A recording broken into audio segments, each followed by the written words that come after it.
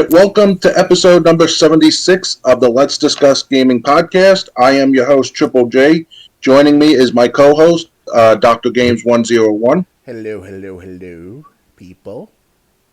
Tonight, we're going to try to finish what we started 2 weeks ago with the Ubisoft Direct. I think Nintendo Direct had a 40-minute presentation, so we're going to bring you what was announced there. And the other news that's happened over the last 2 weeks. You ready to start? You ready to resume, basically? Oh, yeah, it's going to be an interesting show tonight. Yep. All right, the first one up. The Crew Motorfest celebrates car culture in Hawaii. Today's Ubisoft Forward brought us a deeper look at the Crew Motorfest, with a look at the setting of Oahu, Hawaii, and the racing we can expect to enjoy there. Players will explore the city of Honolulu, drive up volcanic rocks, and along beachside. It seems clear that the Crew Motorfest has drawn at least some inspiration from the destination-focused gameplay of other racing games like Forza Horizon. The game is also embracing the focus on car collection, including an option to import your car collection from the prior Crew game. The Crew Motorfest is targeting a beta in July, so players should be able to get a better sense of the racing action in just a few weeks. The game is out on September 4th for PS5, Xbox Series, PS4, Xbox One, and PC. Did you play the previous Crew game, or...? I did have a copy of it via the Xbox Games with Gold many years ago, and I have it to this day on my hard drive. But after all these years, I haven't got just to play it fully yet. I heard good things about the game. It's kind of like similar to the Need for Speed, Split Second from the Xbox 360 years, as well as Burnout Paradise. So it has that niche of an audience, or a niche of a following on Xbox and PS4. So it's good. It looks good to me in my perspective. Even though I'm not a big fan, I will admit this, I'm not a huge fan of racing games for quite some time now. The only racing game I liked the most was Daytona 1997, 96 for the Sega Saturn, where that song goes like, Daytona, we're going to win it, shit like that, That was pretty cool, the soundtrack and all, but that was like over... 30 years ago almost. Damn. Feels like 30 years ago. I'm telling you, man, time flies, and the Crew is this good add-on to promote this game coming up this September, I think it is, right? Am I right? It's coming out September or October, right? The latest. So September 14th it's scheduled for. Perfect. All right. Just 3 days after. But the beta is going to be sometime this month, so... Do I have to pre-order in order to play the beta? I don't think pre-orders matter. I think you have to sign up for the beta. I see. Okay. Well, I hope it's Xbox One. Yeah, we need more racing games. Unfortunately, the last one I really enjoyed was Split Second. Forza Horizon has basically had a monopoly on the racing games as of late. I mean, unless you want to count Gran Turismo, which was Sony's offering, which people were not happy with Gran Turismo 7, and that's really all we've had. So I'm glad that another franchise is coming into the racing game market. Hopefully, it'll satisfy people who weren't happy with Forza or Gran Turismo as of late. Especially with Gran Turismo 7, when they're asking $2 million for 2 million units for some card microtransaction. How could they, the makers of Gran Turismo? That's crazy right there. They're making sure people are like that poor enough that not to able to afford some of these cars. Like, of course, you can collect it over time, earn in credits and all, but it'll take you like months, if not years, to get to that point. Yeah, but I mean, keep in mind, Gran Turismo's been around since like the original PlayStation, and we're only at the 7th entry. So yeah, surprisingly. It's not like Gran Turismo is going to come out. It's not like Gran Turismo 8 is going to come out in 12 months and everything's going to be gone. It's Gran Turismo is going to be around for 7 is going to be around for a few years. But yeah, if you got the money to buy 2,000 units or 2 million units of virtual currency just to spend on a car in the game, what are you doing with that money? Must be burning a hole in your pocket. Yes, gotta be at least like $30, $20 for just to get one car. Oh, it's probably more than that. It's probably you probably get like 100,000 units for like $100. Damn, So like multiply that by 20. that's crazy. Ready to move on though? Oh yeah, definitely. All right. Next, some news about Assassin's Creed. This looks good. Assassin's Creed Nexus VR and codename Jade get new trailers. Ubisoft Forward provided some new glimpse at two of its other upcoming Assassin's Creed projects. First up is Assassin's Creed Nexus VR, which comes to MetaQuest 2 and 3 later this year. The game lets players control Ezio from Assassin's Creed 2, Connor from Assassin's Creed 3, and Cassandra from Assassin's Creed Odyssey in first person through an original story that lets players parkour, hide in the shadows, assassinate targets in a more immersive avenue than VR provides. Check out the CG trailer below. We next saw footage of gameplay from Assassin's Creed codename Jade, the free-to-play mobile title set in ancient China that was announced last September. The brief montage showed off shots of the detailed open world and the signature Assassin's gameplay. Jade is the first title that lets the player build their own protagonists from scratch, and you can register now to join the game's first playable beta. So, do you care about Assassin's Creed Nexus or Jade? Well, And I did saw the trailer of the Assassin's Creed Nexus VR trailer a few hours ago, and it looks good. It looks very decent, and it may not be the most perfect of the perfect, obviously, but we're getting there little by little with the VR technology over the last 30 years now, and it looks better than the ones the ones from the 1990s of that VR technology. So, given the 20 more years, they can perfect it to the point where it be something out of the movie Ready Player One that I saw the first half of it earlier this week. That's a good movie about the virtual reality and finding that those three keys and all that they mentioned in the movie. So it could be the next 20 years. It's going to be something similar like that with the VR experience, and everyone can afford it by then. Because right now, some of these augmented VRs and other VR versions are asking like 3,500, like Apple's asking for a few days ago, and people were yep. gasping in the audience of the reveal in one of these clips I saw on the internet. I'm not sure exactly where I found the clip, but these group of people on Twitter profile I saw through a video saying that the VR cost $3,500, and people were like, "Whoa." And they were like, that was expensive too. Like that's enough to get you a down payment on a car, or buy a Right. used car, a decent used car, And Right. most of us, poor saps, we still poor saps to this day though, and we can't afford $3,500 for a augmented VR headset. Apple should be ashamed of themselves as that one of those companies. But hopefully, Well, none of the VR stuff is cheap. All the VR stuff is in the thousands of dollars. but not 3,500. If I recall No, some of correctly, it's even more expensive. okay, because the Oculus Rift back in what 3, 4, 5 years ago for the Xbox One and all, they asked you like maybe like was it $700, $800 at least for it. So that's not that bad Yeah, at the time. yeah, but this is like a VR. It's really if you got to have like a big checkbook if you're going to get in the VR gaming. Um, Everyone wanted VR to be gaming to be a thing. The Right. problem is the technology is so expensive unless you have a lot of money, a lot of disposable income, and I mean a lot of it. Oh You're yeah. not going to be able to experience it. Oh yeah. Crazy. You're going to have to be like upper class or really high upper class to be able to afford it, or you have to be, making a lot of money somewhere. Oh yeah. And speaking of Assassin's Creed, of its new entry, I hear that this is not a rumor necessarily, but it's been played for years now. They're gonna have Assassin's Creed 2, the movie, coming out sometime this decade. I'm not sure exactly when exactly. It should be the earliest, like 2024, 2025, 2026 at the latest. So give or take.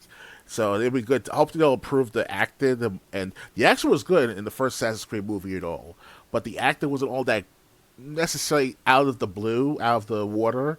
Like you see, got some good hits, good kills, good attacks and stuff like that. But the acting was not there for that first Assassin's Creed movie. So hopefully, when these Assassin's Creed games come out over the next several months, the second movie should come out, and perhaps you'll up the ante on the promos of the sales of Assassin's Creed games, even the VR versions. So let's see what happens. Yeah, yeah. So basically, uh, that's the new Assassin's Creed stuff coming out. That's not the only Assassin's Creed stuff coming out because they're also working on Assassin's Creed Mirage, Mm-hmm. which is our next topic. You want to get to that? Oh yeah, definitely. Meanwhile, check out gameplay from Assassin's Creed Mirage. Today during Ubisoft's Forward event, we got a new look at gameplay from Assassin's Creed Mirage, a throwback of sorts to the long-running series roots. In the footage, we see a few assassinations, a chase, and our protagonist Basim taking on missions. There's also a look at some of Basim's special powers. Check out the gameplay footage below.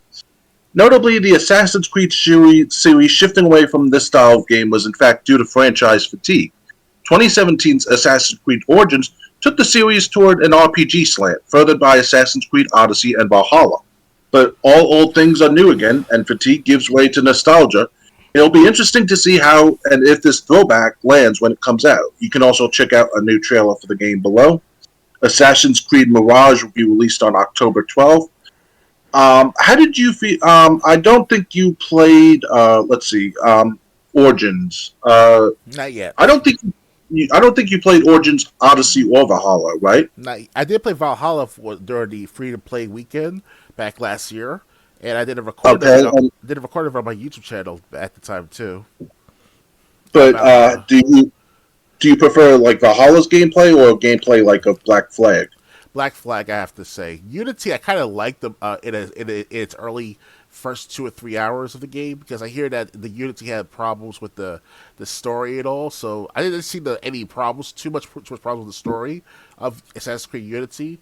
But the first hour or two, I was into it. I was chasing after this robber down some streets of the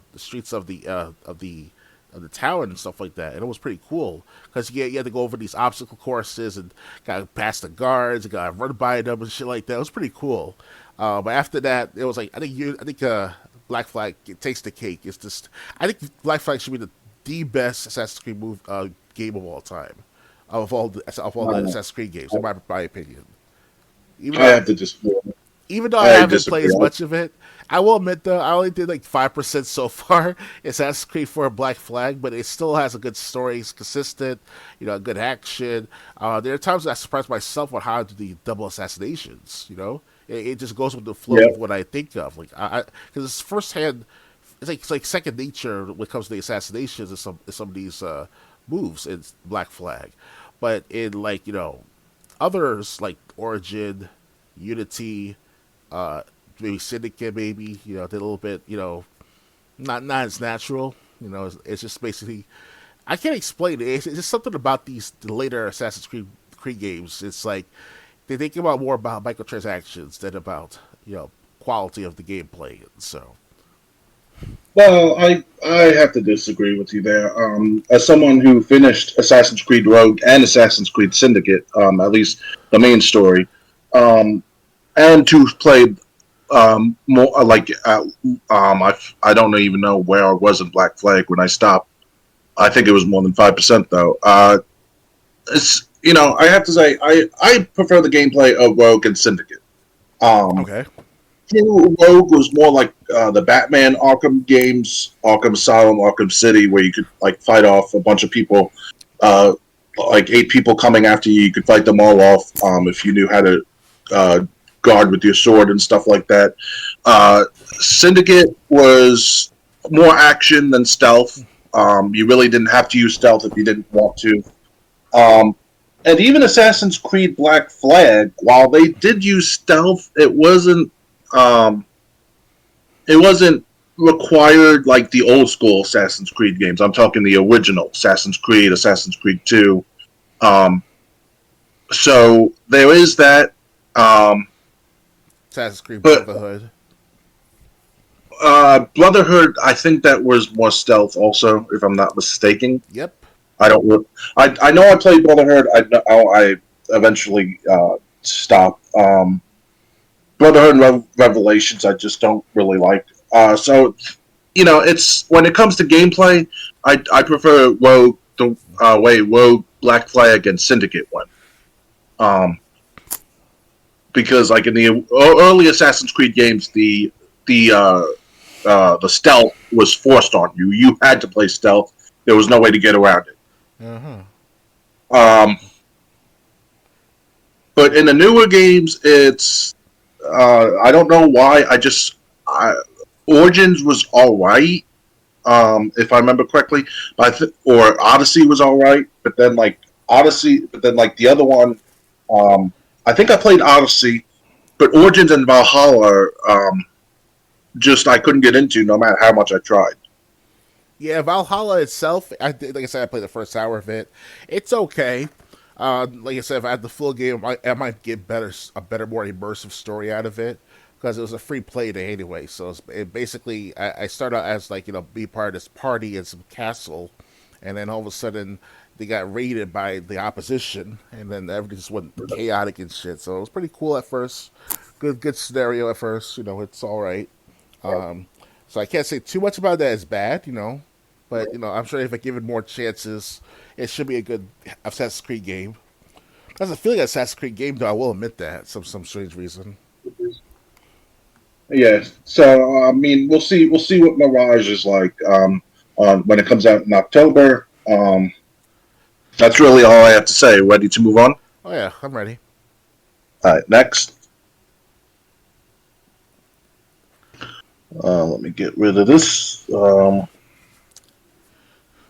on. Okay, opening that. Okay, next. Check out the gameplay debut of Ubisoft's Star Wars Outlaws. Today, Ubisoft decided to round out its showcase with a closer look at a game it revealed during the Xbox showcase yesterday. Star Wars Outlaws. The reveal shows smuggler Kay Vess sneaking and shooting her way through a galaxy far, far away. There's a lot going on in this trailer, so let's break it down. The demonstration starts with Kay trying to make her way out of a deadly situation. While she knocks out one guard by jamming the butt of a gun into the back of their skull, there are three more ahead that she needs to use her axolotl-like companion, Nyx, to distract. The UI gave her some options to target guards for an attack, but instead she sends Nyx to press a switch, moving a crate her way to hide behind. It's exciting to see a companion like that as more than just a cute, hopefully pettable face. Unfortunately for Kay, she's quickly spotted afterward and has to shoot her way out of trouble. We see her take out a few alien gangsters, ducking behind cover and shooting classic red explosive barrels. At one point, she adjusts the settings on her blaster from blast to focused in order to disable a shield. After that, she escapes to her speeder for an action-packed chase sequence. Kay makes her way into a cantina where she's brought face-to-face with an Imperial officer. The player is given the choice to bribe the officer or figure it out on their own. The demo player chooses to keep their money, pulling a gun on the officer and running out the door. Kay's face quickly appears on every nearby screen and the word "Wanted" flashes across the displays in an ominous red outline. Kay escapes to her ship and takes off into space. But the gameplay doesn't end there. Kay's ship comes under fire very quickly and she's forced to dodge and dogfight her way around a squad of TIE fighters in nearby orbit. In addition to the classic Star Wars laser sound effects, we see multiple weapon options on the HUD as well as a button to trigger the hyperdrive system. Kay takes advantage of the latter and rockets away, falling out of danger for now anyway. Overall, Star Wars Outlaws looks impressive and exciting, acting as the Han Solo to Jedi Survivor's Luke Skywalker. If you're in the mood to take another look at yesterday's cinematic reveal trailer, we've got you covered. I do want to tell anyone who's watching why we're not watching trailers. It just would take too long since we got so much stuff to cover. That's why we're not playing all of them. So anyway, what do you think of Star Wars Outlaws? I saw the 10-minute gameplay trailer earlier today. It was pretty good, very impressive. Just by looking at it, the gameplay of it, the schematics, the stealth. What I was kind of fucked up and not fucked up, what kind of weird. It's kind of she's like the Mary Sue of like the Rey Skywalker in a sense because when she does her stealth attack, she just gives like one punch and to the guy and just gets knocked out from it. Like doesn't make any sense at all. She has a straight punch to the guy to his face and just got knocked out from like there's no way she's not that strong enough to knock out some regular guy. But then again, they try to make her look tough and rambunctious and cunning, beautiful at the same time in a cute sense, awkward cute sense, 'Cause she seems like obviously she's not like a bad looker just by the character design and all. She kind of reminds me of like like you said, something similar to Han Solo, with his way of doing things. So, maybe there's a correlation between the Han Solo and this main character in Outlaws. It's that's my theory of sorts. Because I'm sure Han Solo and this lady they met one sometime, you know, in the universe of Star Wars somehow, some way. You never know, right? So we still learn more about the game itself. It's coming out next year, so. Yeah. From from the description of the trailer, it looks like a fun game. I saw the graphics from a couple of snapshots. It kind of has that RPG feel, but like I said, I'm not sure how open world it's really going to be because obviously it's going to have different planets in it. So and then you have space battles, which have never been my favorite forte. Right. But on the other hand, like where you're given choices where you can bribe a guard or try to take him out or whatever, that sounds like something that I would like. So Star Wars Outlaws. I'm not totally against it yet. I'm not sure how I would feel.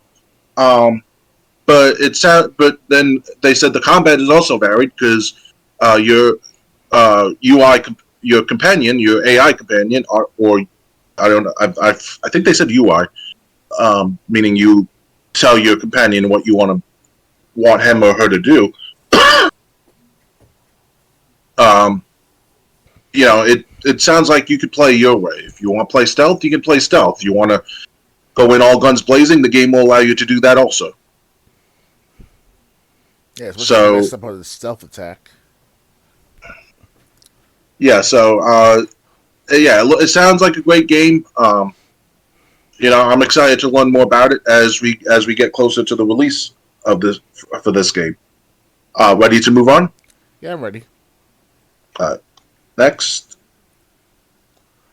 okay. New Pragmata trailer reveals it's been delayed again. Pragmata may be the most mysterious title in Capcom's upcoming portfolio of games, and it's going to stay that way for the foreseeable future. A brief update during the Capcom showcase confirmed the game's release was slipping out of 2023 and into the unknown. The video shows the enigmatic, glow-eyed little girl, apparently named Diana, innocently drawing as her decidedly adult astronaut guardian fends off mechanized attackers before he whisks her away from danger. We then see her doodle is a cute vehicle to break the bad news, followed by a more formal message from the development team stating, it's with a heavy heart that we must further postpone the release of Pragmata. Our team is currently hard at work making the best game that we possibly can, but we need more time. We will continue to do our best to ensure that the final product is one that is worthy of your patience. Thank you for your continued support, the Pragmata development team. Pragmata was first announced in 2020, and we still know next to nothing about it. So far, we've seen that some kind of catastrophe has befallen Earth, and the game unfolds in a near-future dystopian world on the moon, according to Capcom. The game was originally slated for 2022 before getting delayed to 2023. The game is coming to PlayStation 5, Xbox Series X and S, and PC. Have you heard anything about Pragmata? To be honest, this is my first time hearing about this game itself, so I can't say much about it right this second. It sounds like You want to watch the trailer? yeah, why not? I can do that. Okay. Going to YouTube to watch the trailer. Like we said, we'll watch trailers if we don't know or we know next to nothing about the game. Oh yeah. We just can't play everyone when we have a huge number of subjects that we're going to try to cover.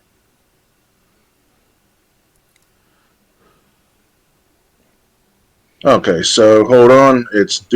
YouTube's doing that thing again.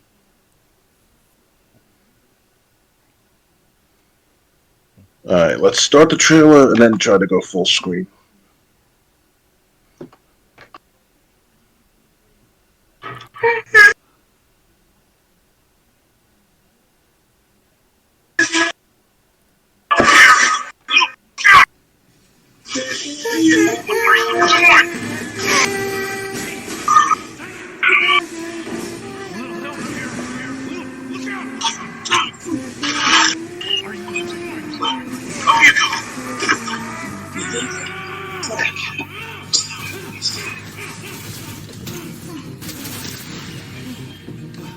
Up you go. Sorry, kid. We still got a ways to go.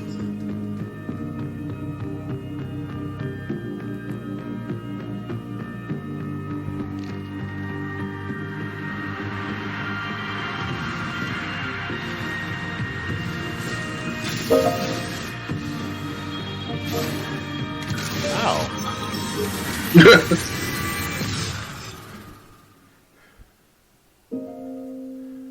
There's the message. Wow. This is interesting. It's all our expected fans. It's very hard to just further post what release on Pragmata. Our team's currently hard at work to make it the best game that we possibly can. We need more time. We consider doing our best to sure. Okay. No problem. Yeah, it looks good. Yeah, They bet, it looks. It looks. I'm wildly I'm excited. getting. I'm getting binary domain vibes.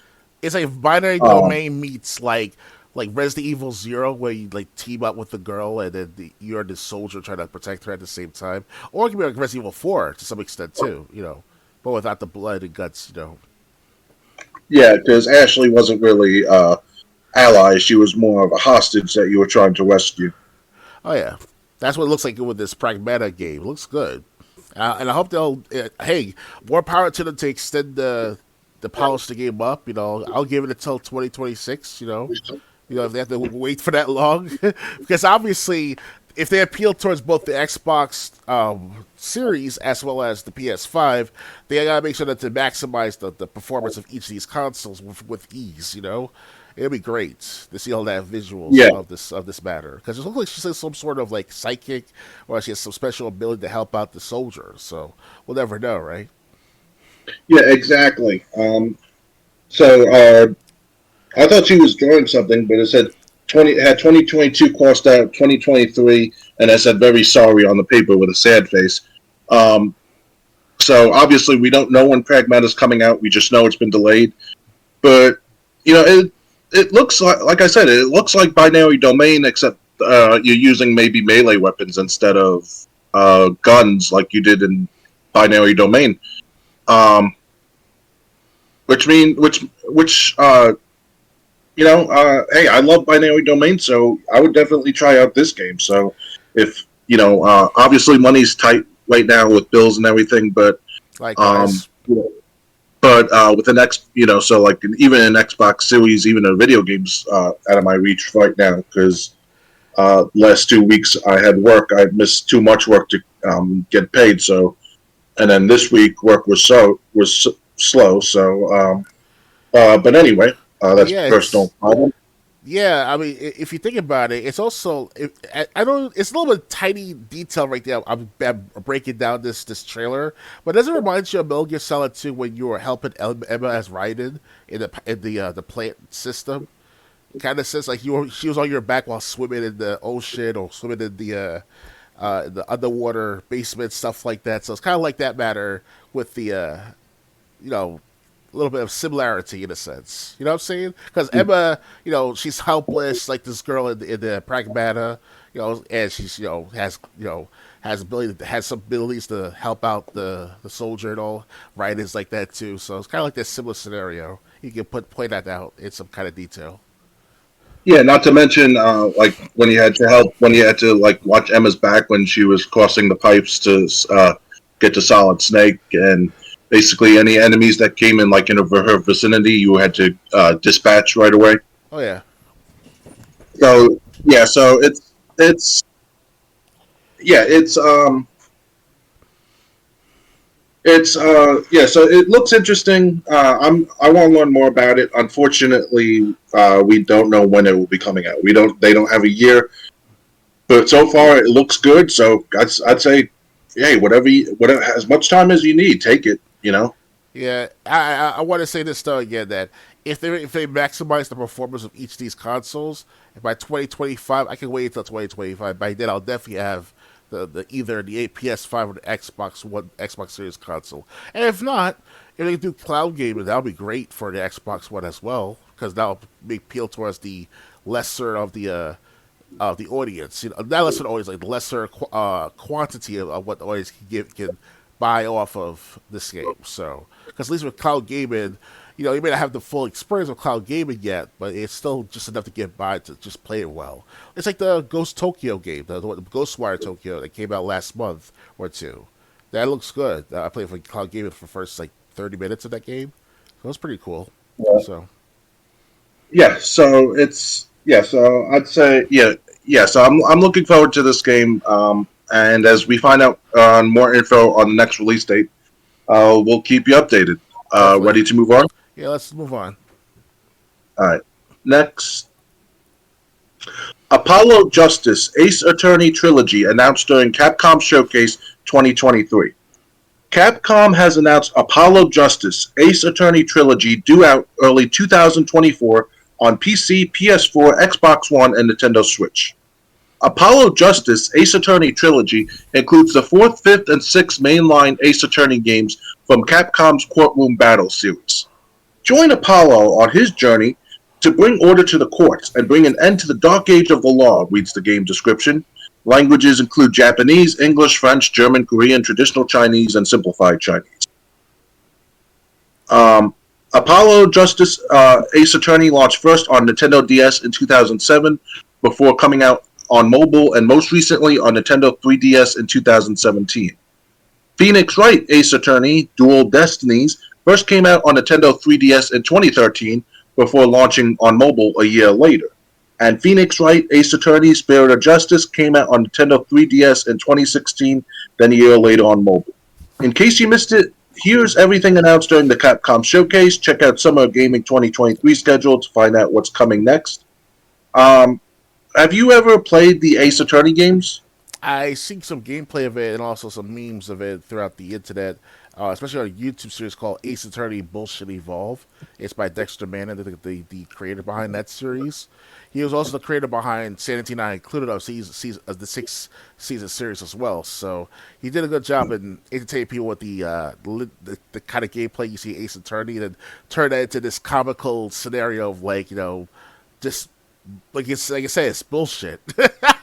It was a good series, the way how they portrayed the Ace Attorney. So I did see, speaking of the main character of Ace Attorney, I did see the anime version of it back in 5-7 years ago. The first season though, the first episode, excuse me, and it looked all right. It was just it matches up with the gameplay or the scenario of what's like in the gameplay. So more power to Nintendo trying to put out the trilogy at least for next year or so. Ace Attorney's been out for 2004, so it's been almost 20. It's gonna be the 20th anniversary. 2004. I think we graduated high school like in 2005. I think I came out a few years after we graduated high school. Well, it has been almost 20 years, so. Yeah, as a matter of fact, I'll look. When was the first? Let me look that up. When was the first? When did the first Ace Attorney game come out? That'd be 2003, 2004. No, 2000. Whoa. You're right. It's jumping all around. First it says Ace 2007, but under it says 2001. It's like, Because Game Boy Advance came out. Let's go to Wikipedia, see if they can give us main series. Okay, release timeline. It came out in 2001, 2002. We never heard of it. Maybe it was probably on GameCube. It was on Game Boy Advance. No, yeah, here it is. Main series. Phoenix Wright Ace Attorney is the first in the series. It was originally released for the Game Boy Advance in 2001 in Japan. It had also been released for the DS in 2005, Windows in 2008, and the Wii and iOS in 2009. So it did come out in 2001 in Japan. We didn't see it in the States till later. Yeah, 2005, 2004, give or take. Yes, and then Phoenix Wright Ace Attorney Justice for All was originally released in 2002 in Japan on the Game Boy Advance.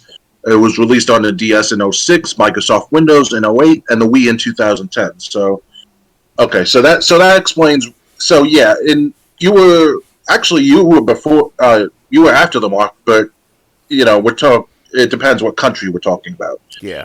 Japan. In Japan, yeah, it was coming out as early as 2001, 2002, but they wouldn't hit the States until a few years after they came out in Japan. Yeah, obviously, like games like Ace Attorney and Yakuza, those games, didn't fully come out of the United States all together because I know I'm comparing apples to oranges or apples to broccoli, but in Yakuza, I think the only Yakuza 1 and 2 were available at first in the United States, and by Yakuza like 3, 4, and 5, they were like in Japan mainly for a while until they came out with the complete series on the Xbox One for its Game Pass at the time. So, but that's the Yakuza, of course. But with Ace Attorney, of course, there's sort of like remaster versions mentioning, or at least a rumor about having like a trilogy remaster, hopefully. So now we see. So. Yeah, but you never played any of the Ace Attorney games, right? Just saw a gameplay of it through a trailer, and that's about it. Yeah, it's not my cup of tea of a game, but I want to sit by and play the trilogy's coming out next year on Nintendo Switch, if ever, you know. Yeah, well, I know Ace Attorney a little bit. I know the Wii viewer reviewed the first game that hit the Wii. That was my introduction. Was that review? I never played it. And also, Phoenix Wright Ace Attorney was in Marvel vs. Capcom on Xbox One, or not Xbox One, Xbox 360. Someone bought. I was at a friend's house. They had Marvel vs. Capcom. And you could pick Phoenix Wright, Ace Attorney, as a character on your fighting team, and everyone was like, "Who is this guy? Who is this guy?" And I'm like, "He's Phoenix Wright, Ace Attorney. He's a lawyer for video game characters." And the people there were like, now his moves make a lot more sense." So, yeah, that's how I know Ace Attorney, Phoenix Wright. That's basically all. That's basically the only I know about him. He's a lawyer, and basically you're trying to defend clients. Yeah, and I heard of Ace Attorney through the Dexter Manning's Ace Attorney version of Sanity Not Included, as well as the Bullshit Involved. That's a separate series of itself too. That was like back like 10 years ago. But Sanity Not Included, I heard of for many years. It's like 2010 when it came out firstly. So they made like a skits of Ace Attorney sometimes within that series. That was pretty cool. Very, very funny too. I'm still trying to watch the entire series altogether because I heard it for years before I watched it, fully. Like if I watched the first 2 seasons of Sanity Not Included, and I'm up to season 3 so far. So it's and it's also another Sanity Not Included sub-series or a add-on, if you want to call it that. That's about at least say 3 seasons so far. Last time I checked. Because it was Dexter Manning and his partner and all with other people helping with that project of Sanity Not Included, and there's also an add-on that he did by himself solely in a sense. I forgot where to find it though. The exact name of Sanity Not Included, but you'll understand what I mean if you watch the series over and over. So yeah. So I mean, this trilogy's coming out. That's basically all I have to say. Are you ready to move on? Yeah, I'll move on. Let's move on. All right. Next. McDonald's just released a game that runs on Game Boy Color. Grimace's Birthday is free to play on desktop and mobile, too. McDonald's, purveyor of refrigerated cheese and meat patties, is getting into the video game business to celebrate original character Grimace's 52nd birthday. The hairy purple blob inspired a side-scrolling platformer that runs on mobile, desktop, and most surprisingly, Game Boy Color. And McDonald's released it for free on June 12th. I didn't know about this. Yeah. And that... Okay. I was about to say that's it. I hate Kotaku when they throw a bunch of ads in the middle of the article. Grimace's Birthday, created by Brooklyn-based indie studio Cool Toys, which previously worked on turning popular albums into retro games, takes place on, as it were, Grimace's birthday. He has to round up his missing friends before it's time to blow out the candles on his cake, and you guide him on his very cool skateboard, picking up whipped purple milkshakes along the way. There's both a normal mode and hard mode, where auto grind is removed and tricks receive double the points. Cool Toys did not immediately respond to Kotaku's request for comment, but at present the Game Boy ROM is available on Internet Archive. In a press release, McDonald's only advertises its optimized versions for mobile and desktop.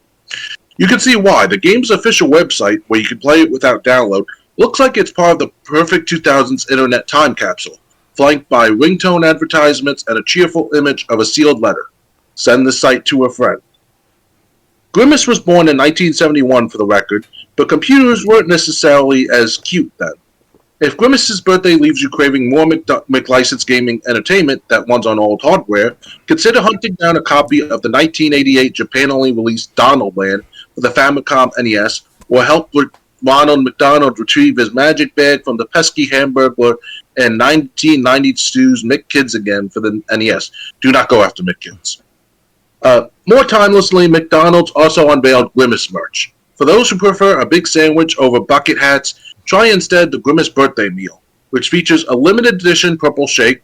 McDonald's press release says the choice of a Big Mac or 10-piece chicken McNuggets and world-famous fries.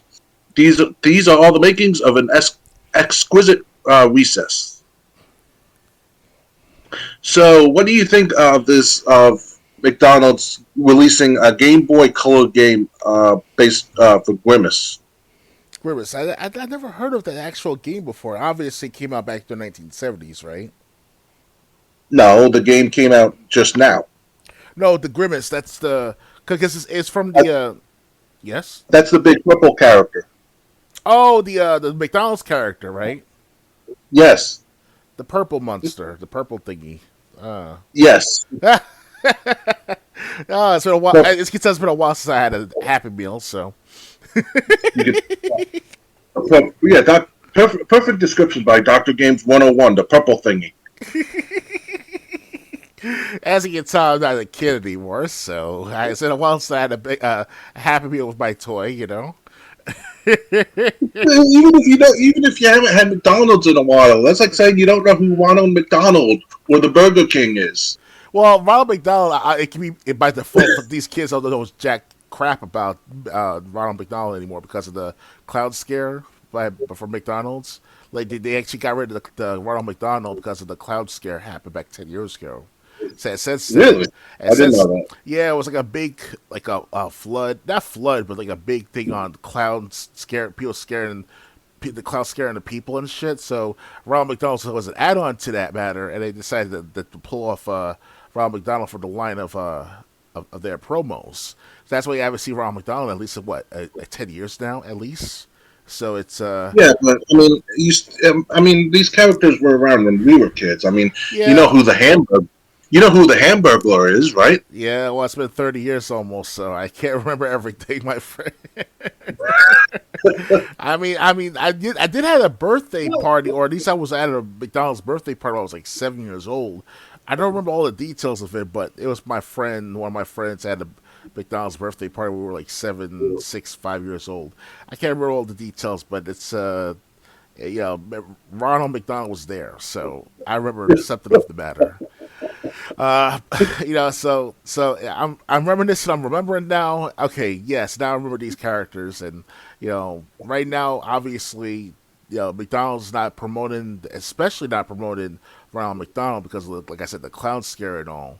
And I hope they reinstate the Ronald McDonald again as their promos because kids need to know what Ronald McDonald is. He was the mascot for at least 40 years now. Well, as of like 10 years ago, of course, but still, like he was the head honcho. Like he was the McDonald's character. Yeah, he was. He was the face of Burger McDonald's. King had the Burger King. Yeah. Burger King had the Burger King, although the Burger King is newer. Wendy's had Wendy, or Dave Thomas, if you want to consider him, because he was doing commercials when he was still alive. Yes. And KFC had Colonel Sanders, so Ronald McDonald was McDonald's character. Yeah. He was the face of McDonald's pretty much for a very long while. And it's a shame they retired him in a sense. It's, because kids need to know McDonald's is the shit. It's the the most number one burger place in the entire world that everyone in the world can remember and also recognize easily.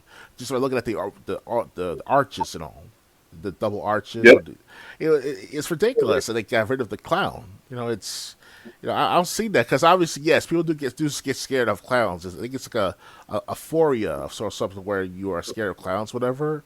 I forgot the name of the actual name of it, but still, it's like bring back the clown. So, Right. but yeah, we'll But get then, back to the game itself. Yeah, that's yeah. I'm very surprised it's free too. The Game Boy Color yeah, game. you can play it on desktop, mobile. You can even play it from the website. So I wonder if you could get a copy of it for $5 or $10 on Amazon or on eBay. Someone must be I'll selling it look. on there. I'll look. I think they said it was Grimace's book. Let's see. I guess I'll check out Amazon first. Grimace's birthday Game Boy Color.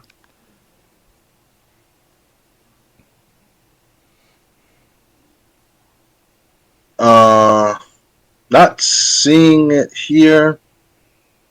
Not seeing it on Amazon. So I'm not. I doubt I'll find it on eBay. But eBay's more they, free they did. there. They did. Yeah, they did say it was. They did say that the best way to play it's like on desktop where you can download it or where you don't even have to download it. Yep. Yeah, eBay is more of the it's more free and able to sell stuff on at the time. That is when I was on eBay many years ago selling things. Because obviously I was selling my video games, I was selling my Tonka truck toys. It On was eBay, there's one listing. It's a custom made cartridge of Grimace's birthday. So I'm not sure if the game's actually on the cartridge or if it's just for decoration. and how much is selling it for? $18. Not bad. It could be collectible too. I forgot. Yeah. All right. All right. So yeah, I mean, McDonald's releasing a Game Boy Color game. That's surprising. I got my Game Boy Color with no Game Boy games. I got plenty of Um, Game Boy games with my Game Boy Color. I got a new one. It's not new anymore, but it's still workable if you want to call it like that because I got it for $30 over 7-8 years ago. That's when the games were cheap to buy back then. The PS2 games, the Xbox 360 games, even the Game Boy Color system itself. So I got the Game Boy Color for not even $30, and it's still worth to play it. Still, I still got my Tetris, Jurassic Park. I got Mario Land, Super Mario Land 2. I think I already got Wario Land as well. I doubt it though.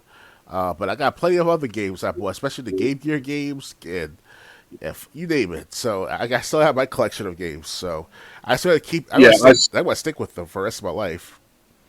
Oh, you should definitely. I sold all my Game Boy games, so I just got Game Boy Advance, DS, and PSP. But yeah, I definitely have a Game Boy Color. It's collect. It's got it's caked like with a layer of dust because I Yeah, haven't used it in years. But got mine in the hey, you have case. a Game Boy Color games to play. What are you gonna? It's just sitting on my dresser. Yeah, the only thing is screwed up with the system of my Game Boy Color is the sound system. You hear a lot of like hissing from it or a death tone from it. Basically, the sound's not working pretty much, but you can still play the games. So Yeah, so this game was released. It's probably going to be the hardest to find on a Game Boy Color cartridge. To be honest, you probably would want to play it either on desktop, mobile, or you can. They said you can play it off the official website without even downloading it. So those would probably be your best routes to go if you did want to check out this game. I would not try. I would. I'm trying to remember what the Angry Video Game Nerd said about McKids. I just remember he wasn't happy with it. So, understood. but anyway, ready to move on? Yeah, I'm ready. All right. Next, PlayStation Plus game catalog adds 19 new games today. Far Cry 6, Teenage Mutant Ninja Turtles, Shredder's Revenge, and My Friend Peppa Pig headline this month's new PlayStation Plus catalog games. Following a recent announcement, Sony has released the next batch of games. Following a recent announcement, Sony has released the next batch of games for the PlayStation Plus catalog. A total of 19 new games have been added as of June 20th, the one-year anniversary of when the new tier-based setup for PlayStation Plus launched. Extra members get access to the majority of the new additions, while premium members get all those plus a handful of additional classic titles. The selection for June is a collection of great action, retro-inspired, and mystery games, starting with Far Cry 6, PS5, and PS4. While this is a very formulaic Far Cry, the sixth entry in the core numbered series is still a fun sandbox in which you're tasked with toppling a dictator who was brought to life by actor Giancarlo Esposito. It's your typical Far Cry experience, so you'll cause chaos, unlock parts of the map with your rebel activities, and do some spelunking along the way. Moving on from Ubisoft Sandbox, the excellent retro-inspired Teenage Mutant Ninja Turtles Shredder's Revenge is also available on the PlayStation Plus catalog. A love letter to Konami's beloved TMNT arcade game Shredder's Revenge looks like it was pulled straight out of the 90s. The game has a fast and fluid series of action, plus you can play as Master Splinter, April O'Neil, and Casey Jones. Google Rogue Legacy 2 is also now available on PlayStation consoles as of today. This version of the popular roguelite Metroidvania-style platformer includes all the DLC released up to this point, and its final update, Swan Song. This DLC adds 3 new game modes, True Rogue, Thanatophobia, and Thanatophobia, as well as powerful weapons and a new boss fight. For kids, PlayStation Plus has Paw Patrol, DC League of Super Pets, and My Friend Peppa Pig, which is worth whistling about. Other highlights for this month include the ghoulish and game inscription, the dark fantasy Solstice. Gone Home follow-up to Coma, the stealth thriller Deus Ex Mankind Divided, and the long-running zombie-playing game Killing Floor 2. For members of PlayStation Plus Essential, this month's free games are also available for download and include Trek to Yomi, NB2K23, and Jurassic World Evolution 2. So Sony also revealed details on how it's currently testing cloud streaming for supported PS5 games, including titles from the PlayStation Plus game catalog, game trials, and select original PS5 titles. According to Sony, this means that cloud game streaming for supported titles will be available for use directly on your PS5 console when the feature is made available, and that the end goal is to make this an additional benefit to the PlayStation Plus premium subscribers. Alright, so, we have a bunch of these games. Far Cry 6, we played Shredder's Revenge. Yep. I think we had Mankind Divided. I think Deus Ex Mankind Divided. Didn't that come out originally on PS3? I could have thought it was PS4 and Xbox One because Deus Ex Human Evolution came out in 2012, 2011, give or take. So it's I played the first hour of Human Evolution, so it's all right. I mean, you saw me sleeping in front of the game console, so Yeah, I recorded that shit. So. Yeah, so these are a lot.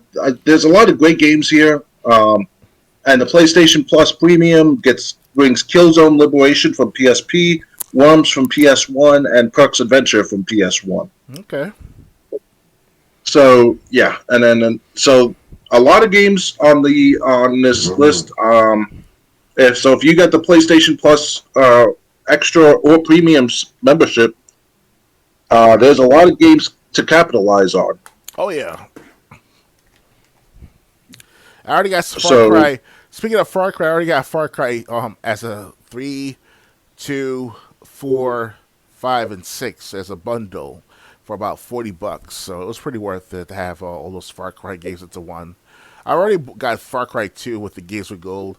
Far Cry 3 Classic Edition I got already for about $5, maybe $10 the most. And then the other Far Cry I got with the bundle of like $40. So it was worth it back then. You know? Okay, yeah, so are you ready to move on? Yeah, I'm ready. Alright, next. Sony plans to continue adding older first-party games to PlayStation Plus, not new ones. It seems the company still isn't looking to compete directly with Game Pass. Sony has revealed that it is looking to change its PlayStation Plus first-party strategy and will continue to introduce older first-party titles to the service as opposed to new releases. Speaking to GamesIndustry.biz, Sony's head of subscriptions, Nick Maguire, makes it clear that the company isn't looking to focus on new releases for PlayStation Plus, opting instead to continue waiting some months after the initial launch of games to add them to the subscription service. We're happy with our strategy, McGuire stated. Putting games in a bit later in our life cycle that has meant that we can reach more customers 12, 18, 24 months after they have released. We're seeing customers still get excited about those games and jumping in. For us, that's working. Occasionally, there will be an opportunity to invest in a day and date like Stray, and we will jump on those when they come in. But for us, letting those first-party games go out to the platform outside the service first, that's working, and that will continue to be our strategy moving forward. This strategy is a defining difference between PlayStation Plus and Microsoft's Xbox Game Pass, the latter of which prioritizes first-party new releases, including massive upcoming titles like Starfield, Forza Motorsport, and the long-awaited Fable reboot. In contrast, Sony has relied on a handful of day-one third-party releases such as Stray and Chia to entice PlayStation players to subscribe to higher tiers of PlayStation Plus. Maguire seems to be open to a future where the first-party strategy could change, though, saying we are constantly working out what the right strategy is moving forward. How are player habits going to evolve, and how do we make sure the service meets those future habits? No more I can say on that at the moment, but obviously we are keeping close to it and thinking about the role that PlayStation Plus can play moving forward. Only time will tell if Sony will ever adopt a more Game Pass-esque first-party release philosophy. But in the meantime, the game catalog has recently been updated with big-name titles like Ratchet & Clank Rift Apart, Dishonored 2, and the full Tomb Raider reboot trilogy, among others. PlayStation Plus Extra and Premium subscribers can download and play them now at no extra charge. Alright, so we talked about this before, about PlayStation strategy, or rather Xbox strategy with Game Pass. Being criticized for saying they were cannibalizing game sales, and PlayStation Plus saying we're going to wait until games have had their run away from the service before adding them, but we're going to entice people with either third-party games that want to be on our service or first-party games, the classics that people love. Do you think this is a better strategy than Game Pass, or no? Well, it does save a lot of money to play on the Sony plan of playing older games. Like if they bring back like Fear Effect, or bring back older games like Mankind or some Manhunt, Manhunt, and those type They're of not games. bringing that back. Oh, then it's not worth it then, because what Xbox is doing is that it's bringing both the older and also newer titles to the Game Pass, while Sony is just being playing flaky with their catalog, with their library. And Sony, yes, they have like 3 tiers, while Xbox only has 2 tiers, like the silver and gold, or silver and ultimate and gold, whatever it's called. So it's Sony just playing around, trying to see to get its foot into competing with Xbox and their Game Pass, and it taking way too long for that matter. But if you're a Sony fan since birth, or since the very beginning of the first PlayStation 1 game, it's meant for you, of course. Me personally, I go where the wind blows. I go where all the content is at, where all the good stuff is at. If it's affordable, if it's able to play without crashing, and able to play with also that's of higher quality, play nonstop for hours of gaming like I did back in the past. So Xbox was what is my go-to for the matter for a lot of things and for the last 15 years now. So if Xbox continues to its perpetual, library system, their Game Pass, feature, then by all means, it's going to be in Xbox's corner to dominate that market of library games, so we want to call it like that. So, all right. So, I mean, we know Sony says their strategy is working. We've heard detractors from Game Pass. So, do you prefer Game Pass's strategy to bring back new titles and old titles at some point? or do Yeah. you rather Sony's strategy of bringing back the classics that Sony has the rights to, as well as adding new games once they've had their one outside the PlayStation Plus, um, outside the PlayStation, away from PlayStation Plus, so they could get the sales that they normally would get. Yes, Xbox. I believe they have a better offer because it's just two or three options at the most. While PlayStation has what, three options easily, Yeah. and it's like they're making you pay for more just to play these older games. It doesn't make any sense. So unless you're gonna bring back a lot of old games, like like I said, Fear Effect, Jurassic Park, and you name it, like all these Well, games from like 20 years, 30 they, years re- ago. they really can't do that because you got to think about licensing issues. You got to think about first party. So, if they were going to bring back games, I don't know if Tomb Raider is still a property owned by Sony. It used to be, but you would have to think like games like from a Spyro series or the Crash Bandicoot series. I don't know if Metal Gear is still. I think Metal Gear is multi-platform since Metal Gear 5. The Twisted Metal, the games that were always exclusive to Sony ever since their debut, basically. Oh yeah, Jack and Daxter, um, and PSP games too, because they have a Killzone game from PSP that they're adding to the service. So if you never had the PSP or you just never played that game, you can play it on console. Sounds like so. It's so. I mean, I agree. I have an Xbox One. I see the point in Sony's service, and also no one could say PlayStation Plus is cannibalizing game sales because they're only adding those high profile games after they've had their one. When sales start slowing down or have stopped completely, put it on PlayStation Plus, maybe, and that can bring new life to a game that's already had its round of sales. But yeah, so it's up to you what you choose. I see benefits for both. Um, yep. I used to have Game Pass when I could capitalize on it. Like I said, I just don't have the time anymore to barely play anything. Um, yeah, so basically it's up to the consumer, which strategy they enjoy best and which one they like best. Oh yeah, definitely. I will say, with games that appear on both services, like Far Cry 6, Teenage Mutant Ninja Turtles, Shredder's Revenge, and others, we see Xbox gamers seem to get them before PlayStation does. So but then again, it'd be nice if there were many more 360 games that they didn't take off Game Pass if they didn't have to. Oh yeah. So it really matters up to you which one you like, whether you like the new games being day one, or if you like old games and then new games coming after their hype has died down. Definitely. Ready to move on? Yeah, I'm ready. All right, next.